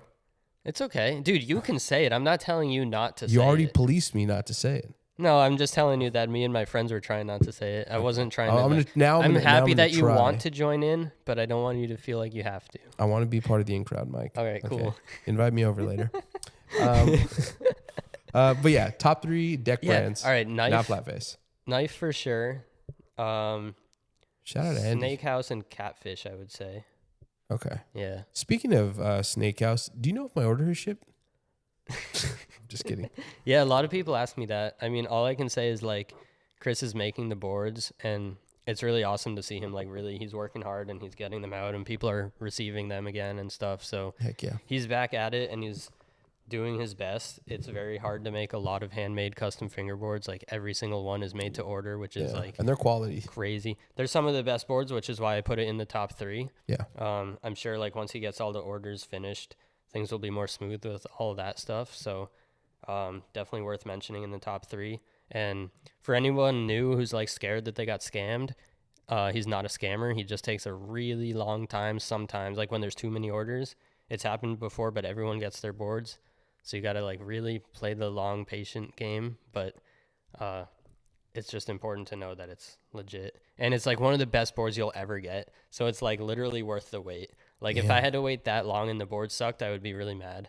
But if I had to wait that long and the board's like that good, it's like, cool, I'm going to cherish this thing. You know? The Snake House cosign is insane. That's crazy. Coming Dude, they're from the just go. awesome boards. Yeah, they're in my top 3, like what I use besides my own boards. I love that. them. So we said Snake House, Yep. Knife, Yep. and who's the third? Catfish barbecue. Catfish. There we go. Shout Yeah, out those are Yana. really good. I've been using those a lot lately. Okay. Let's do top 3 wheels. Can't say FlatFace Ooh. wheels. And why? Sunpower, Blistered. Can I say Blistered? I mean, that No, was mine, hell but I no. didn't start That's it. yours. That's cheating. I love those wheels, I know. dude. I just plug Oh. it super hard. Like literally the wheels on all my setups, it's going to be FlatFace, Blistered, and Sunpower, like on just everything. But I do have a few other, like I'm always trying out different wheels. So let me think for a sec. Because Sunpower from Japan, that's like really one of my favorites. They have a very unique material that's exactly like what I like. It's like a little bit soft, but not grippy at all. And also really durable. So just like so easy to use and feels great. Who else? Cartwheels are good, really good. What else is there? Yeah, I don't know. Those would probably be 3, I guess. Or that's 2, right? That's 2. Dang. Can I say Blistered before I bought Blistered? You could, is it Bailey era? Yeah, the Bailey era ones. I mean, we make them the same, but yeah, I don't know, dude. Those urethane wheels changed my whole. Change your I brain was chemistry. so against. Yeah, I didn't like urethane wheels, and I tried those, and they hit just right. And I filmed this one video where I was like, I did so well. I can tell that these are like working for me. It's just they're really like they have that like machine smooth vibe. I like you know? that. But yeah, I gotta pick a third one, don't I? What are you going to say? It's probably obvious, and I'm just overlooking it. Yeah. You've done a lot of collabs. You done Dude Guy stuff. Yeah, You've the done Dude Guy Pyro ones are sick. stuff. Mm-hmm. Yeah, Joy there's a Cold lot stuff. of good stuff out there. Yeah, I don't know. Okay. Put a Wheels. pin in it. Yeah. Yeah. What about tape? Top 3 tapes. Top 3 tapes. Gory Grip. And then it's funny because I always I'm like either dynamic or FBS, and now I have this Blistered tape, and it's like in between dynamic and FBS, but I can't really say like if that. they had So a just baby. dynamic, FBS, and Gory Grip. It's like if they had a grip baby. Yeah, they did. They did. That's the tape. When people ask Black River or dynamic, why do you think they ask that, and what's your response to that? I think they ask that because those are the 2 leading brands of trucks, and they're kind of way above everything else. Now you have a third one, the Independence, that's on that level. Yeah. But that's a recent new development. So, and even then, it's still like more people have tried Black River and Dynamic, and those are the 2 leaders, and they're very different from each other. Like any board you put Dynamics on and then you switch it to Black River or vice versa, it changes the setup like so much, how it feels, how it pops, like the timing on all your tricks. It's way different, but they're both really, really good. And so, yeah, I think it's just like some people will prefer one or the other, and like there's advantages to each one. And then, yeah, it's crazy, dude. Like some boards are just better with one and other boards are better with another. Yeah. So I couldn't pick a favorite. Like Yeah. the Black River ones, like the turning is like super, super good. Like sometimes on dynamics, I would struggle to like go where I'm trying to go because the turning was like different. Yeah. Until you get used to it, and then it doesn't matter. You don't notice it at all. So, but yeah, it's like you got the different wheelbase, you got the different look, you got just everything about them is like so different from each other, but they're both like really top quality. Like dynamics, make it easier to pop on a lot of boards. Black Rivers like help you keep stuff super realistic. All right. Yeah. Love it. You heard it from the best. Let's do this. Let's dive into the questions that we haven't. A lot of the questions that we got from the internet were already answered in the pod, but there's a few that we're looking for some answers on, and we don't need long answers, okay? Jake's going to keep you in check from afar. Someone wants to know your thoughts on, this one kind of requires a long answer, but keep it short. Cool. Keep it snappy. It says here, what are your thoughts on hype brands and people buying their decks just to resell them? Any thoughts at all? Yeah, I don't know. It's interesting because like I don't follow too many of those. I'm not aware of like all the ones that are out there, but I know of the ones that I do know. Like Knife is like a perfect example. And their boards are like, I don't know, 50 or $55, whatever they go for, but they're so hard to get. So people could just buy it and like resell it for whatever. I don't know what they go for, like $150 or something crazy like that. Crazy. And like, I don't know how to explain it, but it's like, yeah, I don't know how to explain exactly my thoughts on it, but in a way it's like really cool because it shows that like what that brand has built is like really, really special. Like people want it that badly, and it's not the fault of the brand that people like do that. It's more of like, it's because the brand like made something that good, that rare, that special, whatever it is. And like, he does his best to make it not rare. Like he tries, it's the same as me. I try to make as many boards as I can. Yeah. But you can only do so much. So things sell out and then people do whatever they do with them. And like, I think it's a compliment to the brand itself. But in terms of like, is what the people are doing wrong or right? It's like, I don't know. I'd have to look it up, I guess. But like, it's complicated, right? Because you could make an argument either way. It's like, you got something that's hard to get and somebody sees the value in that, so they're willing to pay the extra. But at the same time, it is just like you just bought the thing for that price and did nothing, and then you got more money. Like, it's kind of, I don't know. It's this weird, it's not like gambling, but it's like this weird space in between gambling and commerce almost, where it's just like you kind of got lucky and now you have more money because you got lucky because you got this thing. Trying to flip it. Yeah. But I don't know. Like, I'm not quite sure if it's necessarily bad, but again, it's one of those things like I wouldn't really do it that way. Like, I go on those knife drops, dude, and I'm like on point trying to buy one, but I would never sell it. It's like because I literally want it. Yeah.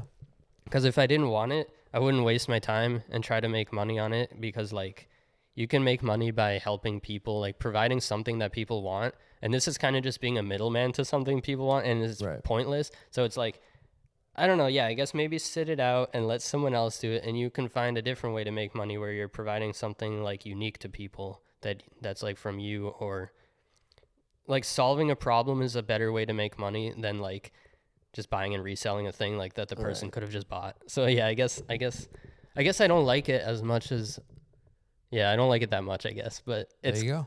Whatever. It's a compliment to the brand when it happens though, like that for sure. There you go. People shouldn't blame the brand owners for that ever. No, heck yeah, because Eddie gets a lot of heat for it, but I know he's doing his thing. Yeah, I'm always talking to him, and I'm like, dude, don't even worry about what people think about you, because you're doing nothing wrong, and it's very obvious to everyone that you're trying your best, and you've made it very clear. Everybody knows what's in his heart and what he's doing and how he approaches it, and how like that brand is just so special, and he's such an awesome dude. Yeah, heck yeah. Shout out Andy. Internet wants to know, with the team as awesome as the FlatFace team, how do you keep the team happy? I hope I make them happy, dude. There's so many people. Like a lot of times, I'm just like, how hey, many now? On FlatFace, like 50 or something, 48. I don't know, maybe 55 by now. Okay, 53. Same, man. So shoot our shot. Sorry, guys. How do you keep them happy? Yeah. Honestly, a lot of the times I'm just like, if you need something, ask me, and really don't be shy and don't feel like you're asking for too much, because it's hard for me to know what people need or want. And like, I don't want to waste a bunch of stuff sending it to people who aren't going to use it. So I kind of just ask people, like, you know, I have a big chat with everyone, and I'll just be like, hey, if anyone needs anything, like, send me your address again. Let me know what you want. Or even if you don't need anything specific, if you're just like wheels, I'll be like, all right, I'll pick out some wheels for you, like whatever. But especially in person, it's like I'm super generous, like handing out things, like when we're just together, and it's like, oh, you want a board, you want wheels, try this new thing, try that new thing, like, and then yeah, we just like do that kind of thing. It's like pretty casual. Love it. What's your favorite flat ground trick? Kickflip. Nice and simple. There you go. Someone said, just tell them I love them. Thank you. I love you. That's from that person. I mean, I love you too, but that specific I love you was from that person. Cool. Let's see, what else? What happened to Darkwood? Dude, I talked to him like last week. I talk to him once in a while. He's just not really interested in fingerboarding right now. He's doing like video editing stuff for like different companies. Like, he's had a few jobs over the years. He was like editing for MTV and stuff, which was like crazy. Fire. He was the editor for Girl Code, or like some episodes of the show. Yeah. Okay. That was like a show on there like years ago. And yeah, now he does other stuff. Like, he's working for some other company and doing editing for them. So yeah, he's in New York, but yeah, he's not really interested in fingerboarding, so we just kind of catch up and talk about life and stuff. But it's like really, it's the best. It's crazy. Like, it's so special. Like, when we get to video chat, it's like maybe once a year or something. Yeah. But like, when we were growing up, we were like stuck on each other's computer screens like 24/7. Like, we were just like constant, like, was it Skype or something? I don't know what it even was, or like iChat, whatever it was that had video chat, and I forget what we use now, but we were just like video chatting after school every day, like for hours. Sometimes I would like leave and he would be on my screen. My mom would like come in my room and be like, oh, hi, Darkwood. Yeah, like, hey, how's it going? Yeah, so it's really cool to like still be in touch with him a little bit here and there. There you go. If you had to retire, who would you hand the keys to the castle to? Kind of a deep question. What the heck? Keys to the castle, like I assume they just mean like your spot. Flat Who face, would you want to yeah. see in your spot right now if you had to retire? Whoa. I would need like a month to think of that. But like honestly, I think my parents, like, they've helped me so much with it that they can do everything other than like the new products and stuff. Like everything is designed by me and stuff, so it would kind of just like stay frozen in time how it is now. Time but capsule. like they could keep it going kind of, and then like, you know, with our whole team of people, they could just tell everyone to keep doing what they're doing and it'll run pretty well. So yeah, I mean, I guess them is like a safe answer, Okay. but I mean, I could think more about it in the future because, yeah. But like ideally, I just run it until I'm as old as possible, and then like maybe I have a kid who wants to do it or something when I'm like an That'd old be man or crazy. something. But who Mike knows? Schneider Jr. Yeah, That'd be cool. maybe not junior, but some cool ones for sure. Are you superstitious? And if so, what about? Superstitions are forbidden, but I think maybe there's a few that snuck in anyways. Like maybe like you can't cheers someone with water. I don't drink alcohol, so I just don't cheers people. But like if you cheers with water, it's bad luck. Or like with a juice that's non-alcoholic. Is that real? Yeah. I guess that's a superstitious kind of thing. Bro. Well, good thing I'm not superstitious. And then my dad said like cheer don't with water stand all at the the time. corner of a table because it means you'll get divorced. So I try not to like stand at the corner too much. Dang. Okay. You walk But, under like- ladders or break any mirrors or anything like that? I mean, I would probably try to avoid walking under a ladder. Yeah, like, I don't know, but I never think of that much. But yeah, why would you walk under a ladder? I don't know. Why would you break a mirror? Rage room? I don't know. That's valid. I've That's never valid. been to one, but they seem kind of crazy. Seen some videos. Let's see. Someone says, why is he so goated? Dude, it's funny because I didn't even know what that meant like a few years ago. Like the first time that I heard it was being said about me, and I didn't know what it meant at all. And I was like, is it like a goatee reference or something? Like Goatee's crazy, yeah. Mike. But I figured out what it meant, and I was just like, yeah, okay, cool, thanks. I appreciate the compliment. Someone says he should bring back the beard. He was super attractive with it. Oh, shit. That's actually, I commented that myself. Oh, that was you? That was me. From my personal. Yeah, you should bring back the beard. Just saying. Dude, it's crazy because, like, when I grew that beard, like, I didn't even know that was possible, and it, like, got really long at It was some thick, point. bro. I was calling you Michael Schneider. Yeah. It was crazy. Yeah, and then... Wait, is your government name Michael? Or is it Mike? Here's Michael. Michael. Dude, there was this crazy moment where... There was this rumor that it was Mikhail. No, I was in Germany one time, and Jay said, like, Michael, and, like, the whole room froze. Everybody looked over and was like, what? Dude. And, like, nobody there knew that my full name was Michael, because I guess maybe it's, like, not really a German name, how it is, like, a popular American name. Like, Mike is always Michael here. Yeah. And they were all shocked. It was wild. Like, the whole room was just silent. And I was like, yeah, it's always been. What are you listening to when you fingerboard? What kind of music are you into? I like a lot of electronic stuff, preferably with no words, like Boards of Canada and stuff lately. But it changes a lot over time. But I kind of always go back to electronic being a favorite of mine. And then, yeah, especially if it has good bass. Okay. But I also listen to a little bit of everything, and like including like rock and heavy metal and just like a wide variety of stuff. But electronic always seems to hit the spot like a little bit extra. What's your favorite Taylor Swift song? Could you give me like a few to choose from? My favorite album is 1989. I don't know the albums and stuff. Like I've heard some of her music, but Give me sing something. Give me just I something. can't think of any. Like you got to give me a hint. Are you at least a fan? Are you a Swiftie? I mean, I'm not a fan, I guess. I can't name a single song. Wait, hold on. Come on, it's coming. There it is. It's coming. See? It's coming. I see. Is Shake tapping It the Off foot? Taylor Swift? Yes, it is. Okay, I'll say that. That's one. All right. Yeah, There you go. Got there you one. go. It took a minute, but I found it. Listen, we're gonna end the pod with this question. It's probably the most controversial question. When you're setting up your fingerboard, are you gripping over the bolts, or are you making holes? I can't see Here's that. the answer. What is Just it? end it there. Don't even tell I know, them. right? Don't even Yeah. tell them. The No, answers you got to no holes. Holes are diabolical. Holes are horrible. You can't do it. I mean, you can. Some people like it, but for me, it feels so weird. You're just gripping over. The only time that I have holes is if I got the board like used from someone else, which is very rare, and it already had tape, and I'm just like, I'll try it. Yeah, let's try the tape.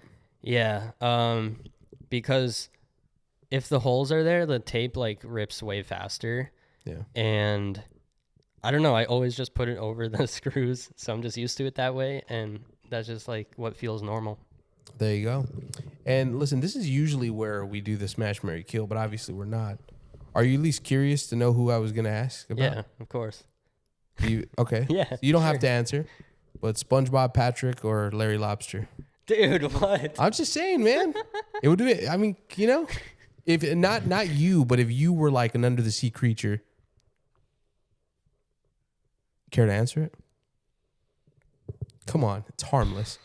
You think SpongeBob and Patrick are gonna care if you off them? Yeah. Yeah. Dude, SpongeBob's, I have this, I think it was Time Magazine SpongeBob edition, and the whole thing is about SpongeBob, and there's all these like interviews about his life and like stuff? No, like the people who made the show and stuff. And I thought like actual SpongeBob.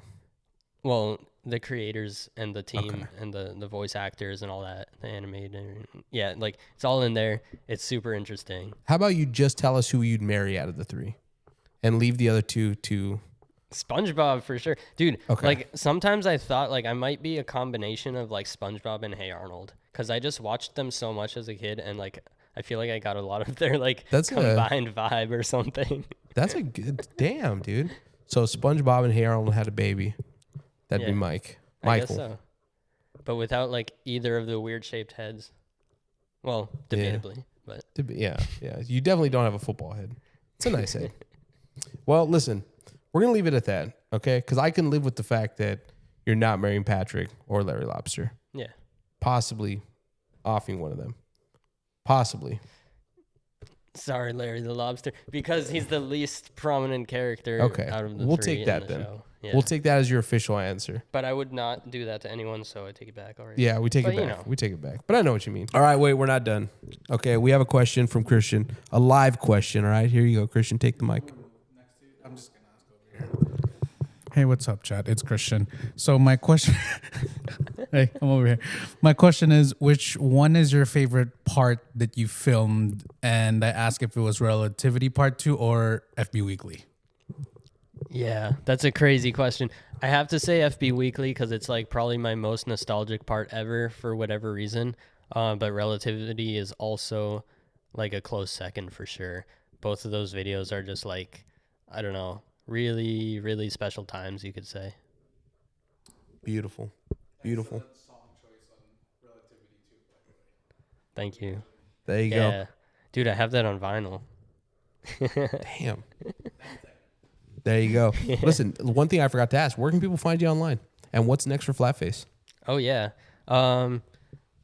They can find me on Instagram at like Mike Schneider 161. Well, not like Mike Schneider. It's actually just Mike Schneider 161. You'd be surprised how many people you have to correct that for. They go on there like... Yep, Mike Schneider 161. Also, FlatFace IG. Also Blistered Fingers _ FPCO and Duck _ Dex. There's like 4 Instagrams, which is like too much for me to handle. So I basically post everything on the Mike Schneider one, and then occasionally on the other ones too. But YouTube is the biggest one because that's where I put everything also. So Mike Schneider 161 at youtube.com. No, you know what I mean. And then flatfacefingerboards.com. There's also Blistered and Duck Dex websites if you want to like learn more about those brands. But if you want to buy the stuff from those brands, you just go on FlatFace. So it's all in one place. Perfect. Yeah. Listen, Mike, you made it to the end of your Bigspin podcast.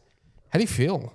Awesome, dude. This was an experience. We went for a long time. Like I joked it would be 4 hours. And usually when I joke about stuff like that, it happens. So yeah, here we are. It was awesome. I hope we had an interesting discussion for everyone. I enjoyed it. So I feel like we covered a lot. Does. Yeah.